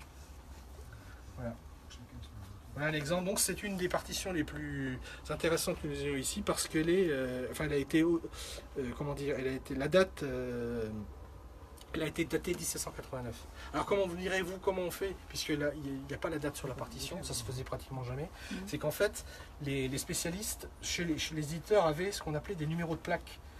Parce que vous voyez, là par exemple on a 1021, voilà. C'est-à-dire que à l'origine, la musique que vous voyez là est gravée sur une plaque de cuivre qui sert après à l'impression. D'ailleurs c'était un travail qui était très souvent, c'est un travail très minutieux, très précis, c'est un travail qui était très souvent fait par des jeunes filles qui étaient employées à ça, qui gravaient les plaques en cuivre. Voilà. Et par rapport au numéro de la plaque, parce que chaque plaque est numérotée, évidemment, pour pouvoir s'y retrouver, on peut dater. On sait que tel éditeur, la plaque de temps à temps, c'est telle année. Donc c'est un indice. Donc on a un certain nombre de partitions musicales anciennes qui venaient notamment, qui ont été intégrées aux collections de la bibliothèque, mais qui au départ se trouvaient au conservatoire. C'est maintenant chez nous. Une visite que vous faites là aujourd'hui, vous en faites souvent dans l'année? Je ne sais pas, je crois que dans l'année il y en a 3 ou 4 de prévus. Mais bon, après les thèmes peuvent varier. Hein. Alors Mozart, j'en viens à Mozart, pourquoi? Parce que figurez-vous que lors d'un concert qui avait été donné ici par l'ensemble du concert lorrain, j'avais fait une intervention pour annoncer, c'est pour moi une certaine fierté parce que je l'avais lu nulle part, que Mozart est très probablement passé à Metz. Ce qui n'est mentionné nulle part. Alors qu'en fait, il suffit de lire sa correspondance, parce qu'il le dit, c'est bête que ça. Voilà. On sait qu'il a été à Nancy, puisqu'il reste un certain temps à Nancy, il a donné dans des lettres. Alors comment on connaît le parcours de Mozart? Parce qu'il y a ses lettres. Les lettres qu'il a envoyées à son père, à sa mère, etc. Bon. Quand il est à Nancy, il décrit la place Stanislas, il dit je suis à Nancy, il y a une magnifique place, donc on sait qu'il est à Nancy, il n'y a aucun problème. Pour Metz, on n'a rien. Par contre, dans une des lettres, il explique, donc c'est l'année 1777, me semble-t-il, il part de Mannheim, comme on disait à l'époque, pour aller à Paris. Et entre Paris et Mannheim, il écrit à son père, puisque c'est un voyage qu'il fait avec sa mère pour aller à Paris, à la recherche d'un poste à Paris. Sa mère mourra, d'ailleurs décédera à Paris, il sera enterré à Paris. Et il écrit dans le lettre, donc nous partons de Mannheim, machin, pour aller à Paris, et nous prenons le chemin le plus court, qui, comme vous savez, passe par Metz. Donc il le dit noir sur blanc. Donc moi j'étais amusé à l'époque à faire le calcul, entre le temps qu'il fallait, parce qu'il fallait quasiment une semaine pour aller de Mannheim à Paris, dans le meilleur des cas, donc j'avais pu déterminer qu'il était au moins resté une nuit à Metz, voire peut-être qu'il a passé une journée entière, pour le temps, parce que c'était les relais de poste, hein, il fallait changer de chevaux, etc. Donc voilà, ça pour dire que c'était une... Donc on n'a pas aucune raison d'être jaloux des Nancéens. Alors pour la petite histoire, on sait aussi que Casanova est venu à Metz. Il a eu une aventure, il trouvait les Messins des gens très ennuyeux. Oui, on a eu une aventure avec une chanteuse de l'opéra, figurez-vous, qui s'appelait la Clairon, je crois, qui avait comme malheureusement à l'époque c'était assez souvent, elle avait une double activité, si vous voyez ce que je veux dire. Et il raconte, elle avait, mesdames, bouchez-vous les oreilles, mais il raconte qu'elle avait cette particularité, qu'elle avait une énorme confiance dans ses capacités, parce qu'elle ne tarifait pas sa première prestation. Donc elle avait confiance dans ses qualités pour... c'est Casanova qui raconte ça. Alors, Mozart, je vais vous faire écouter un extrait, on s'en lâche jamais, un enregistrement de la flûte enchantée. Donc c'est un enregistrement qui date de 1955. Pourquoi? Parce que, figurez-vous, qu'il y a une chanteuse moderne, dont vous avez peut-être entendu parler, qui s'appelait Elisabeth Grümer. Ça vous dit quelque chose? Alors, Elisabeth Grümer, je vous la montre, c'est cette dame-là.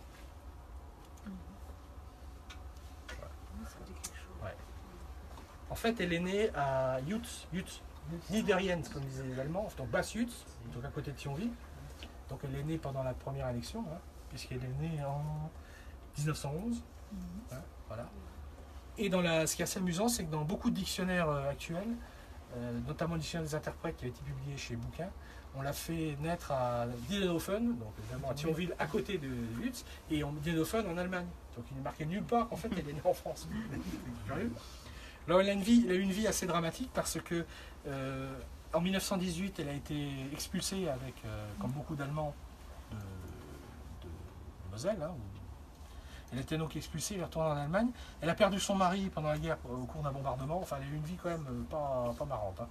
Voilà. Et c'était une très très très grande chanteuse. Et je vais vous faire écouter juste un extrait donc, au plaisir de la flûte enchantée. Il est décédé en quelle année? Il est décédé en 86. C'est en 86, ouais. Alors, je vous ai sélectionné la page 14, donc c'est un air. C'est elle qui chante, hein, ça vous donnera une idée de. Il y a une deuxième chanteuse aussi qui s'appelait Tiana Lemnitz, aussi, qui était pareil, hein, qui est née aussi. Elle est née à Metz, c'était la fille d'un chef d'orchestre et qui est considérée comme une chanteuse allemande, hein, mais en fait elle est née à Metz.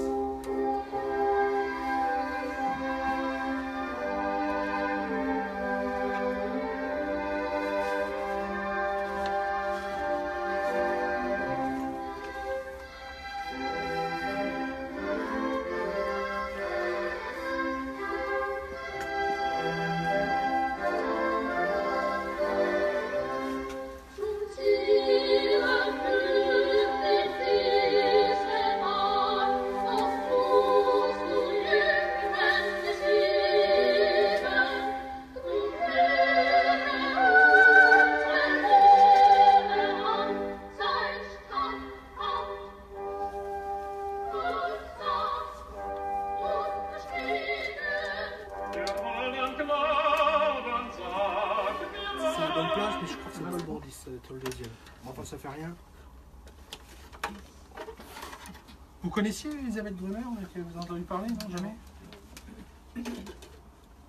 Je pense qu'il aurait certainement quelqu'un qui aurait certainement une carrière beaucoup plus importante, mais elle est née, comment dire, malheureusement, elle n'est pas née à la bonne époque. Ça, je sais pas. Je sais qu'elle a chanté Wagner aussi.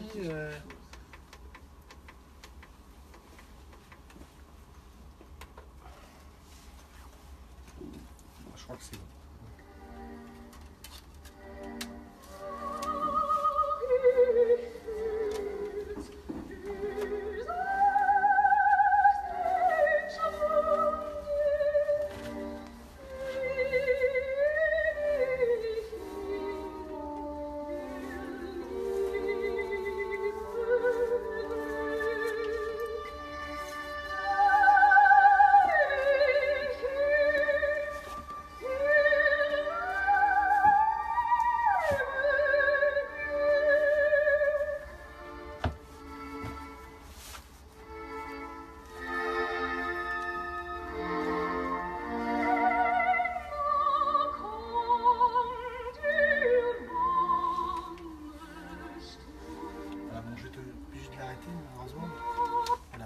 C'est étonnant, ça vient de chambre en 1955, je trouve qu'il a bien été retravaillé.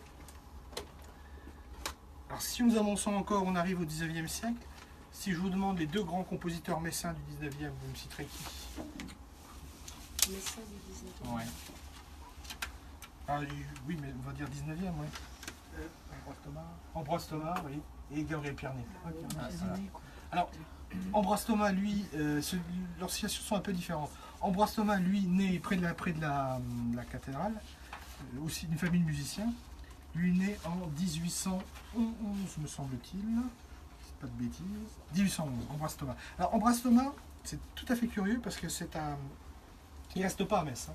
Il est d'une famille de musiciens et sa famille part à Paris. C'est pour ça qu'il reste à Metz peu de temps, un peu comme Verlaine, si on veut. Mais il garde toujours beaucoup d'attaches avec Metz. Il revient plusieurs fois, y compris pendant la période d'annexion aussi. Parce que c'est un compositeur qui est très connu à son époque, qui est très célébré. Alors qu'en France, même aujourd'hui, il est un petit peu oublié. Et il est joué encore sur les grandes scènes du monde entier, notamment ces deux opéras les plus connus, c'est-à-dire Mignon et Hamlet.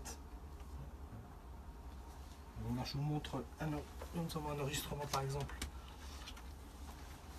de Mignon d'après Goethe. Donc ça c'est la version originale est en français évidemment. Hein. Ça c'est une version qui a été chantée en Allemagne en 56, qui est chantée en allemand, comme c'était l'usage très longtemps. Hein. Alors pour vous visualiser bien Ambroise Thomas, vous voyez, le voilà. Alors vous allez tous me dire c'est pas Ambroise Thomas, c'est Verdi. C'est vrai qu'il lui ressemblait beaucoup. Il ressemblait beaucoup à Verdi. D'ailleurs, je parlais tout à l'heure des bouquins où il y avait une erreur, oui, pour Elisabeth Grömer. Il y a aussi un dictionnaire des musiciens de bouquins, me semble-t-il, où on a un portrait sur lequel on vous dit que c'est Verdi, mais en fait ils ont pris un portrait d'Ambroise Thomas. Mais c'est vrai qu'il lui ressemblait beaucoup. Hein, Verdi, dernière époque, pour les gens qui... Voilà. Le suivant, Gabriel Pierné. Là, nous avons un autographe de Gabriel Pierné de 1892. Voilà. C'est lui. On a également quelques photographies de Gabriel Pierné qui sont partie de nos collections. Alors, Gabriel Pierné, lui, il naît à Metz plus tardivement, hein, puisqu'il est en 1863.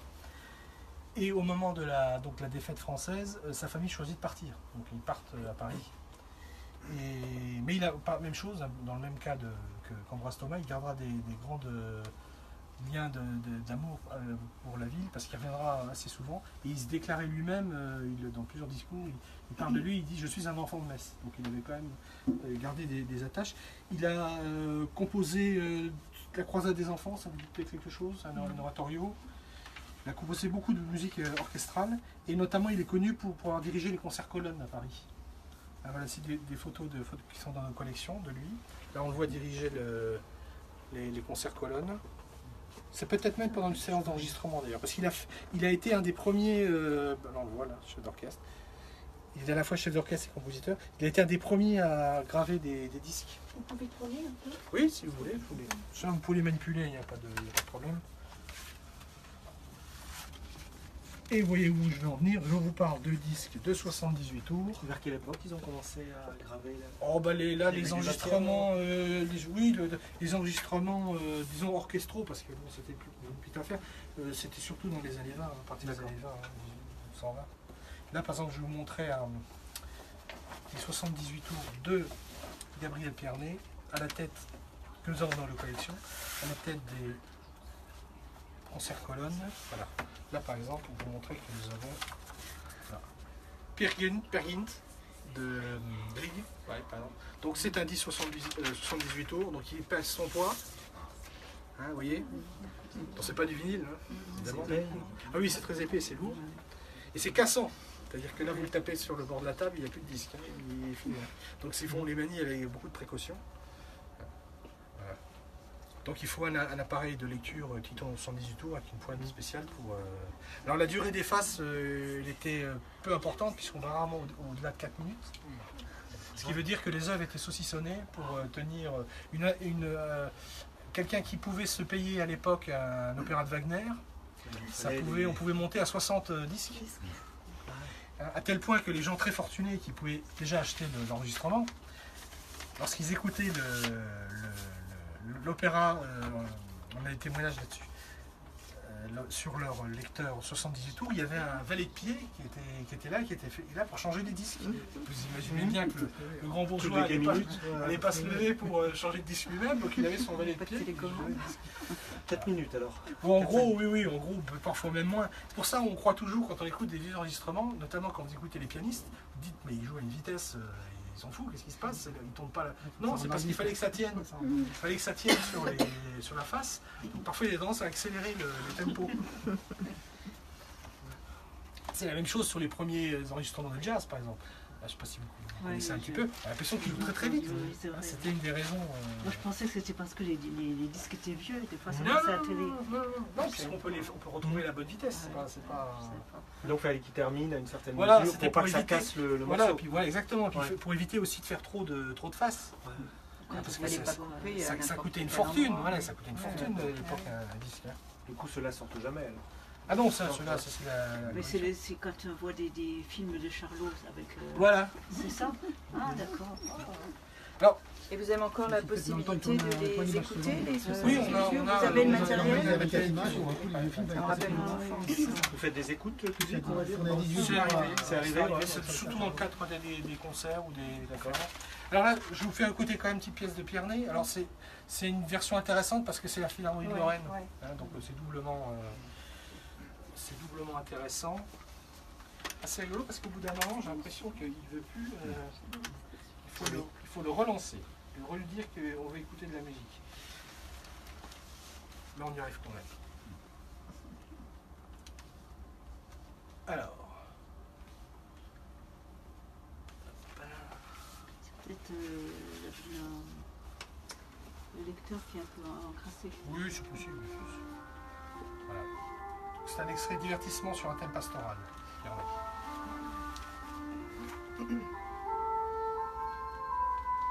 Alors moi, je ne suis pas spécialiste de Pierné, loin de là. Et les gens qui connaissent bien disent souvent que c'est un précurseur de Debussy.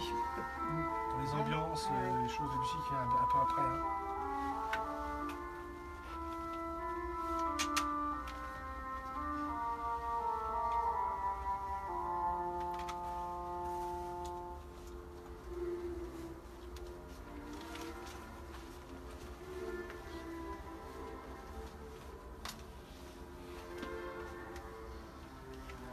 Pendant qu'on écoute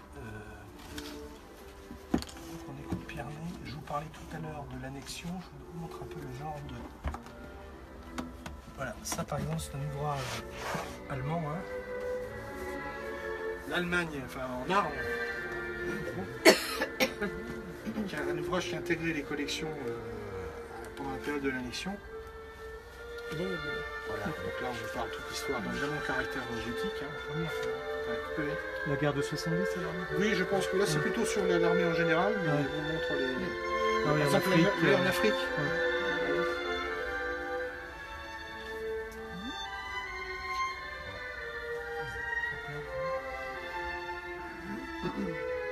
Et publié à Metz alors? Ça non, Non, je non, pense ça que vient c'est d'Allemagne. lui, ça doit être. Je vais regarder si on a une mention.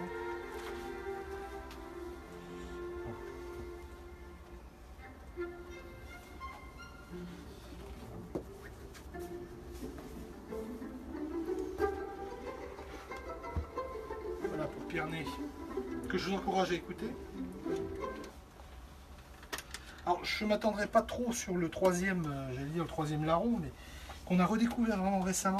Si vous pouvez me passer les deux disques qui restent, s'il vous plaît. Théodore Bouvy, ça vous dit quelque chose? Oui. Hein, Théodore Bouvy, qui est en fait, c'est aussi une exception. Je vous parlais tout à l'heure de Desmarais, qui est une exception pour son époque, parce qu'il a voyagé, etc. Bouvy, c'est un peu pareil, parce que c'est le seul compositeur qui à l'époque fait lien entre la musique française et la musique allemande, simplement parce qu'il est né à côté de Sarrebruck, dans un quartier de Sarrebruck, en 1800, je ne dis pas de bêtises, 1800, tout au début du XIXe siècle, à une période où cette partie de la Sarre était française, donc il est né français en fait. Bouvy, est-ce que je vais noter sa date de naissance? Je ne vais pas retrouver, non, je crois que je ne l'ai pas noté. Enfin bon, voilà, il est né au début du 19e, et après il était donc d'une famille qui était originaire de Hombourg-Haut, c'est les gens qui étaient dans les forges. Voilà. Et c'est donc on l'a vraiment redécouvert ces dernières années. Là, le label 417, qui est un label lorrain, a fait pas mal d'enregistrements. Et c'est vrai que quand on l'écoute, c'est le seul qui fait vraiment la synthèse entre la musique française et la musique allemande, qui était à l'époque assez différente quand même. Il a été à la fois adopté par les Allemands et à la fois adopté par les Français. Donc chacun Donc c'est un bon exemple, si on veut, pour parler de la musique dans cette région frontalière. Si on veut, hein. Et la Sarre française, ça a duré combien de temps? Bon, ça a été compliqué parce qu'il y a eu, après la chute de l'Empire, il y a eu, vous savez, les territoires ont été remodelés. Et je pense que ça n'a pas duré très longtemps. Mais en tout cas, lui est né dans la partie où il est né, était française, c'est sûr.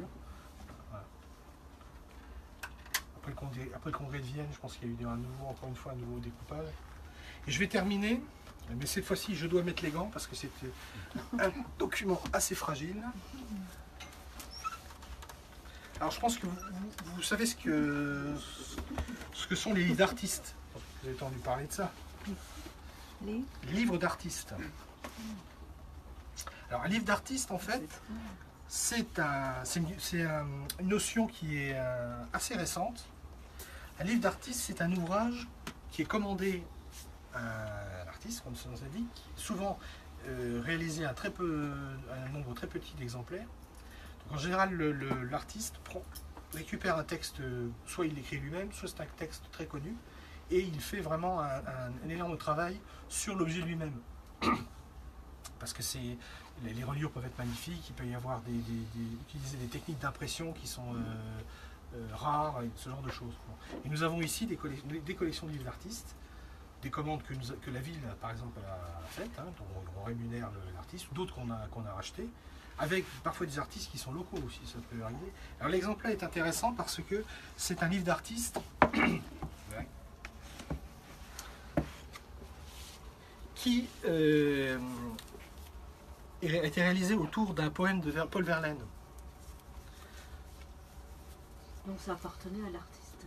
Non, il le vend, hein, Ah, c'est un travail, oui, comme un objet d'art, si vous voulez, hein, comme un artiste, voilà. Mais simplement, à la base, c'est un livre. Oui. Mais c'était un exemplaire seulement. Celui-là, je crois que c'est un exemplaire unique. Hein, vous voyez, donc là, très très belle reliure. C'est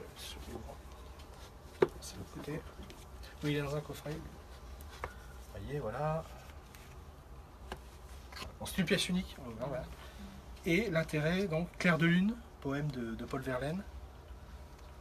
Ah ouais, ça peut se regarder comme ça. Ah, ouais. Qui se déplie.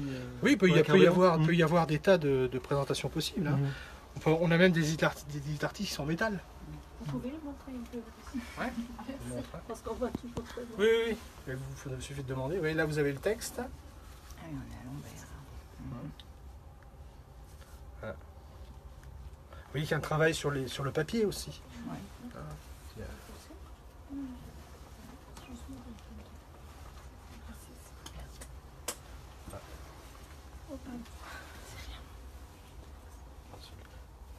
Voilà, Clair de lune.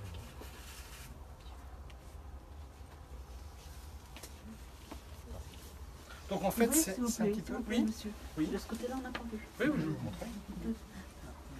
Donc en fait, c'est du patrimoine, si vous voulez, mais contemporain. Hein. C'est-à-dire que nos successeurs seront. Vous voyez, c'est un exemplaire numéroté, vous voyez, 11 sur 20, donc ça veut dire, je pense qu'il y a dû en avoir 20 de réalisés. Qu'est-ce que c'est comme papier? Il y a différents types de papiers. Hein. En général, c'est le papier de qualité hein, qu'on peut utiliser. C'est peut-être marqué, des fois il y a un petit texte qui. Pardon. Je peux regarder, là je suis à l'envers, je ne vois pas bien. Mais...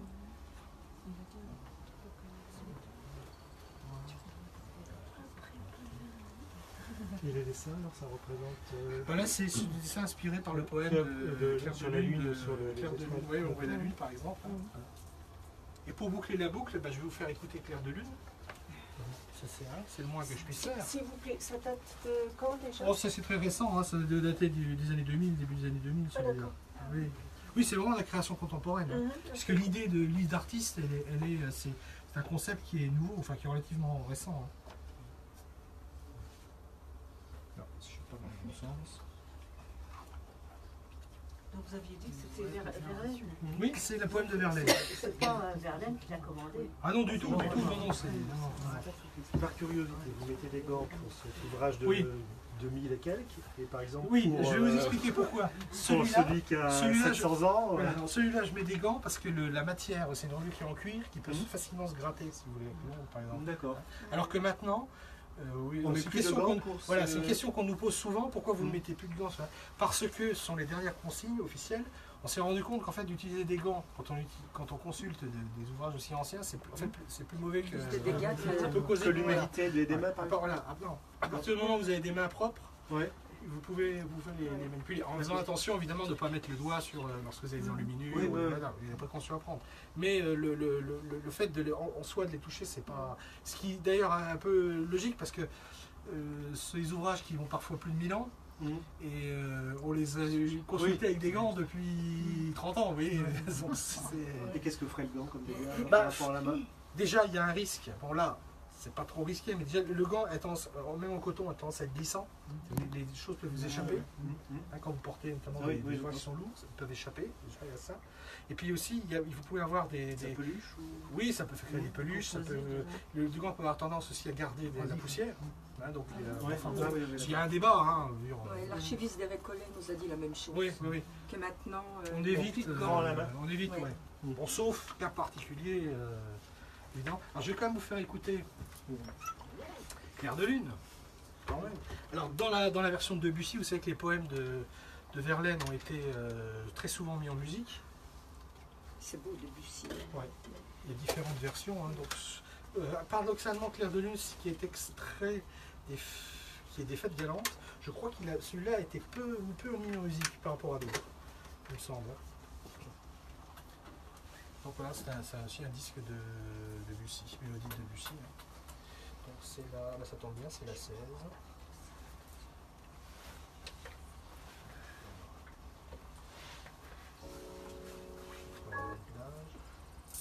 Bon là on est au XXe siècle. Hein. Oui, on a fait un bond en avant.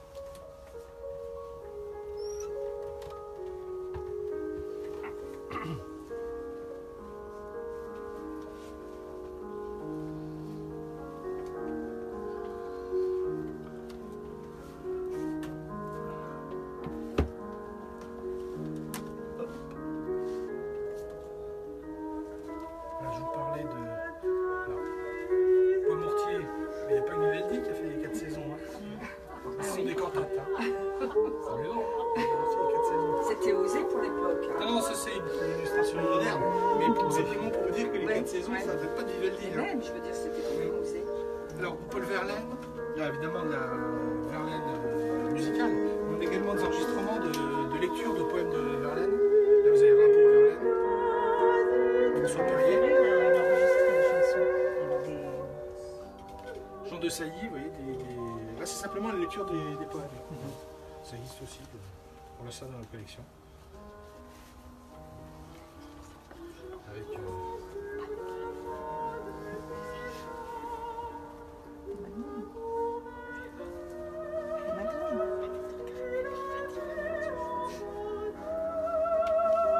ne sais pas s'il faut s'en féliciter, je pense que oui, mais c'est une constante quand même sur des grands musiciens ou poètes qui ont passé peu de temps finalement à Metz, en général leur enfance.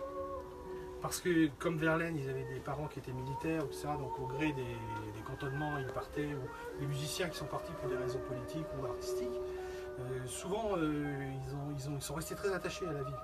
Ce qui n'est pas toujours le cas. Regardez Mozart, par exemple, Mozart et Salzbourg, c'était pas une histoire d'amour. Hein. Ça l'est peut-être aujourd'hui, mais lui, bon, voilà. Ou dans un autre domaine, Stendhal et Grenoble. Stendhal qui a passé sa jeunesse à Grenoble, elle a dit le plus grand mal toute sa vie, vous voyez. Donc, à Metz, on ne trouve pas vraiment ça. Et avant que nous descendions, que je vous dise 2 mots sur nos vitrines qui sont en bas, l'exposition actuelle, je vais quand même montrer une dernière chose qui va aussi vous intéresser. Voilà, donc pour Verlaine.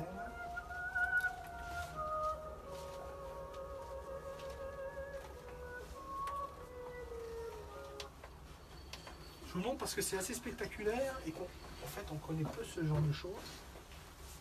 Il y avait à Metz des imagiers, des gens qui faisaient des images, comme ce qui existe encore à Épinal, hein, ce qu'on appelle des images de Metz. Et c'est malheureusement, c'est encore une conséquence de la guerre 1870. Ces imagiers, au moment de l'annexion allemande, soit ils ont arrêté leur activité, soit ils sont partis s'installer notamment en Meurthe-et-Moselle, Pont-à-Mousson, Nancy, pour continuer leur activité. Et ce qu'il faut savoir, c'est au moins jusqu'aux années 1870, il y a une production d'images populaires à Metz qui était très importante. Hein, pour vous donner une idée, c'est que vous représentez vous le visage d'Épinal, hein, c'est pareil. Et qui a disparu. Donc les grands imprimeurs s'appelaient Gangel, Didion, voilà. Alors, ils étaient associés, il y avait pour produire. Et ils faisaient des choses tout à fait étonnantes comme ça. Alors je vous montre, en fait c'est un décor de théâtre, vous voyez, qui était fait pour les enfants. Hein, Ah, bon, le petit bonhomme il tient plus bien, mais c'est pas grave. Donc en fait, à l'origine, c'est simplement une feuille de papier que vous découpez et vous montez le théâtre. Donc c'était vendu comme ça. Ah, c'était à vous de construire. Oui, c'était do it yourself, hein, c'est-à-dire que vous achetiez le kit et puis vous deviez le monter dans les décors de théâtre. Alors il y a des images sur des tas de sujets, sur des contes, des comptines, des événements historiques, enfin un peu comme les images d'Épinal, des images morales, etc. Et je vous en parle parce que ça fait lien avec Verlaine, parce que Verlaine, dans un de ses poèmes, où il raconte son enfance à Metz, il parle de ces images-là. Et il en cite, c'est là où c'est intéressant, c'est qu'il cite des images, on sait exactement de quelles images il parle, parce qu'on les a ici. Donc il s'est vraiment souvenu, on appelle ça les images à dessous, enfin c'était vendu très très peu cher. Hein, Donc c'est des gosses après qui jouaient avec. Voilà, ouais, voilà. Qui faisaient leur c'est ça. Celle du fond, par exemple, sur les unes ou... Oui, ça faisait partie du décor, oui. Ah oui, c'est ça, ouais, d'accord. Changer de décor. Un peu comme des polychinelles. Théâtre français. Voilà.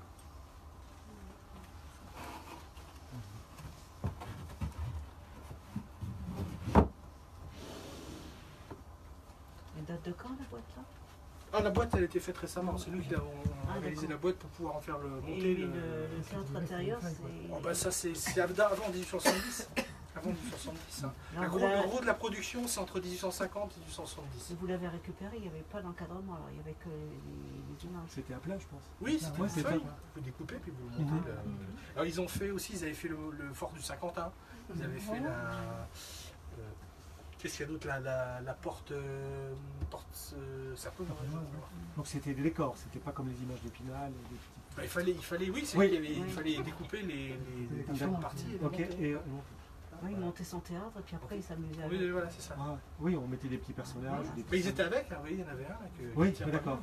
Il y avait le petit personnage. Hein. Bien. Est-ce que vous auriez une ou deux questions avant qu'on descende, qu'on termine sur l'expo? Des choses sur lesquelles je serais passé rapidement? Moi, ce que je voudrais être sûr, c'est que vous allez vraiment mettre tout ce que vos disques, tout ça sur votre site de la bibliothèque. Il y a des cas. En fait, comment dire? Le problème vient du support. Oui. Lorsque ce sont des documents strictement patrimoniaux, des documents anciens, c'est vrai que la seule chose. Alors, soit vous pouvez les consulter comme on vient de le faire, soit vous pouvez avoir des images numérisées sur le site. Ça, c'est une chose. Hein. Donc, par exemple, je vous parlais au début des manuscrits médiévaux, vous pouvez faire des. Mais il y a d'autres choses qu'on ne peut pas mettre pour des raisons de droit, par exemple. Donc les enregistrements là, on peut, en général, on laisse des exemplaires de conservation, et en général on a un exemplaire en prêt. Donc là vous pouvez l'emprunter, l'écouter chez vous. Mais on ne peut pas légalement mettre l'enregistrement. Voilà. Sauf s'il est dans le domaine public, par exemple les enregistrements de Pernay là, des années 30, c'est dans le domaine public, donc ça on peut le mettre sur le site. Donc les disques que vous avez mis là, on ne peut pas les acheter. Bah, certains peuvent encore être achetés, mais pas forcément tous. Par exemple, des choses les plus anciennes, je ne trouverai pas. Hein. Oui, il y a 78 tours. Oui, ça non, c'est sûr, mais voilà. Après, c'est. Les copier, vous les rendez. Non, je crois qu'on ne peut pas. Ils sont. Non, je crois pas. On peut donner ici.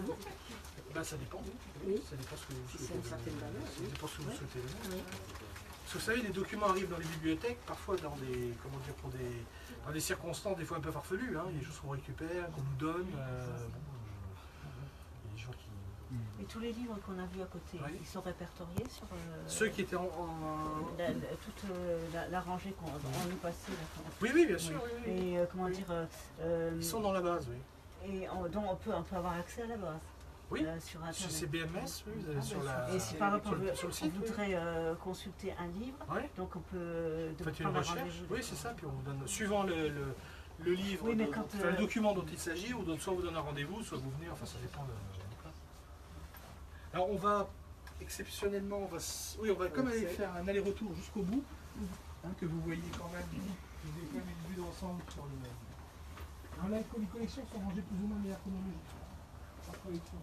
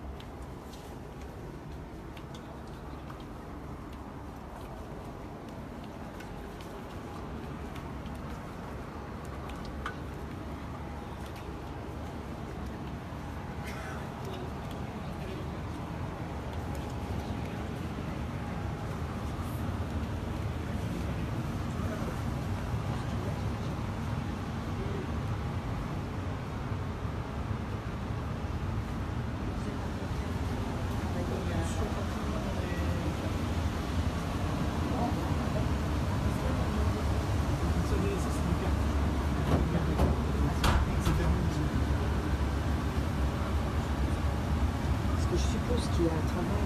Ah bah oui, c'est sûr. On va repartir dans l'autre sens si vous voulez bien pour aller regarder les vitrines en bas, puis ce sera terminé.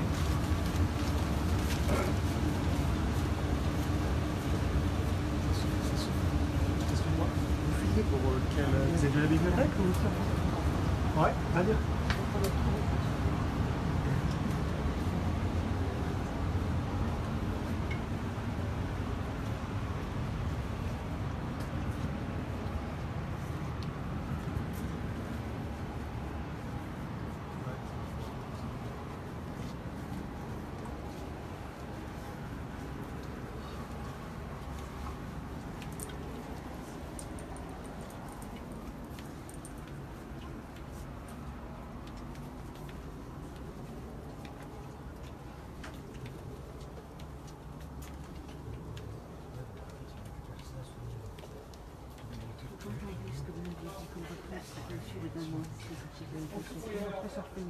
Ah d'accord. On expliquera tout à l'heure. D'accord, oui, je veux bien.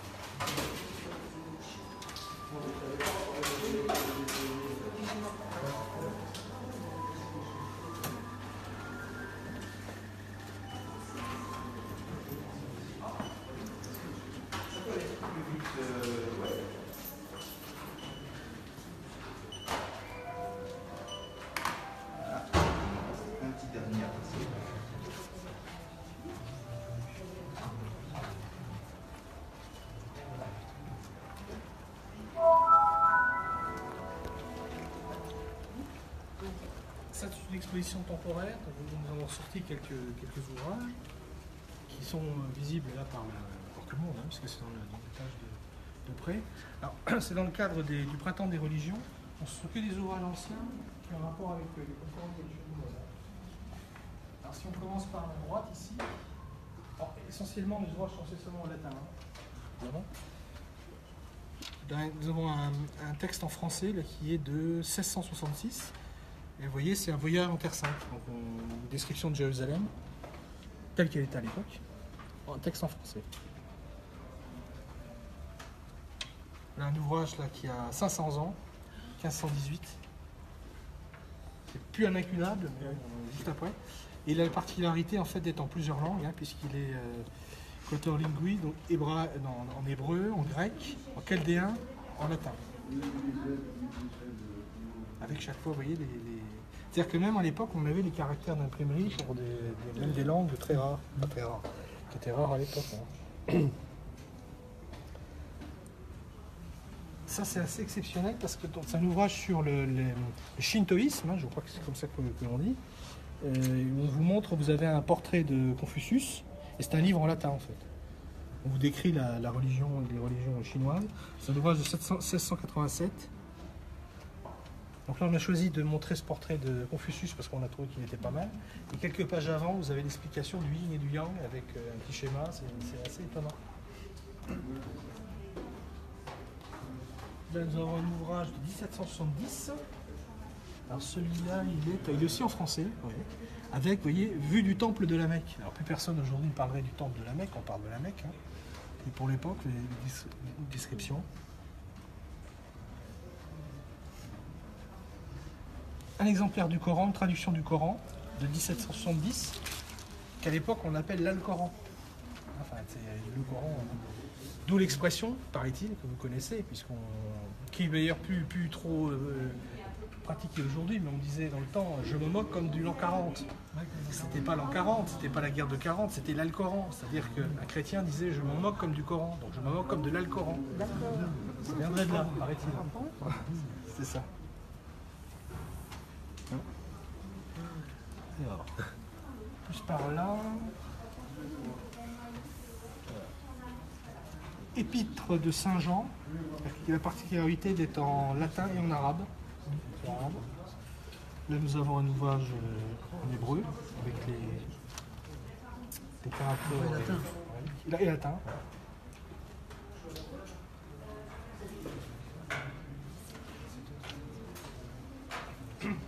Alors celui-là, je voulais tout particulièrement vous montrer parce qu'il demande vraiment une interprétation. Donc la porte ouverte pour parvenir à la connaissance du paganisme caché ou la vraie représentation de la vie, des mœurs, de la religion et du service divin des brahmines qui demeurent sur les côtes de Chor-Mandel au pays circonvoisin. Donc en fait c'est l'Inde. C'est un ouvrage sur la religion hindoue qui à l'époque est assimilé au pire paganisme puisque vous voyez vous avez un superbe diable qui vole là au-dessus.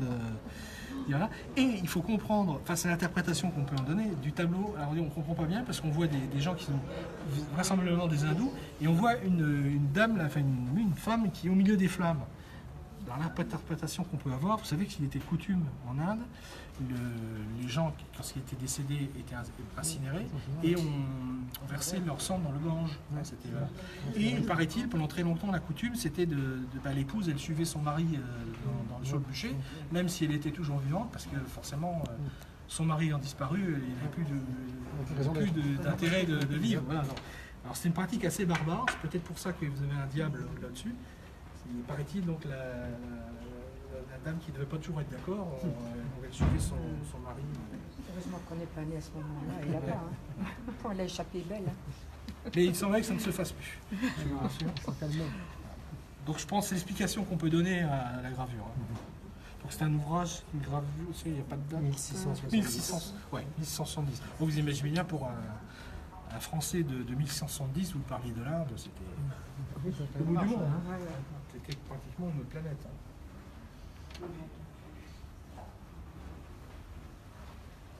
L'évêché à la synagogue de Rome aussi. Ah oui, je pense qu'ils ont des choses. Quand on y pense, à Metz, il y a quand même beaucoup de choses. Je crois que la synagogue, au moment du patrimoine, ils ouvrent leur porte. Certainement, oui, de montrer Au niveau des archives. des choses. Oui. Mais ici, nous avons un fonds, ce qu'on appelle le fonds hébraïque, qui regroupe notamment il y avait un éditeur juif à Metz au XVIIIe siècle, je crois que c'était un des rares, qui a publié des ouvrages en hébreu notamment, qui sont conservés ici. Je ne sais plus son nom ne me revient pas, mais il y avait vraiment une activité importante. Oui, c'était pratiquement, Je crois qu'on est monté à un moment donné jusqu'à 20% de la population messine. Donc il y avait forcément son lieu de culte, qui avait ses publications, ce qui a suscité après tout un débat au moment de la Révolution, avec après, sous Napoléon, dans les concordats, il y a eu beaucoup de réflexion après de la place des différentes communautés, que ce soit les juifs, les protestants, etc. Donc, il y a eu des épîtres, des documents qui avaient été écrits. Voilà, on a fait le tour. Vous avez vu, là, ça c'est l'actualité.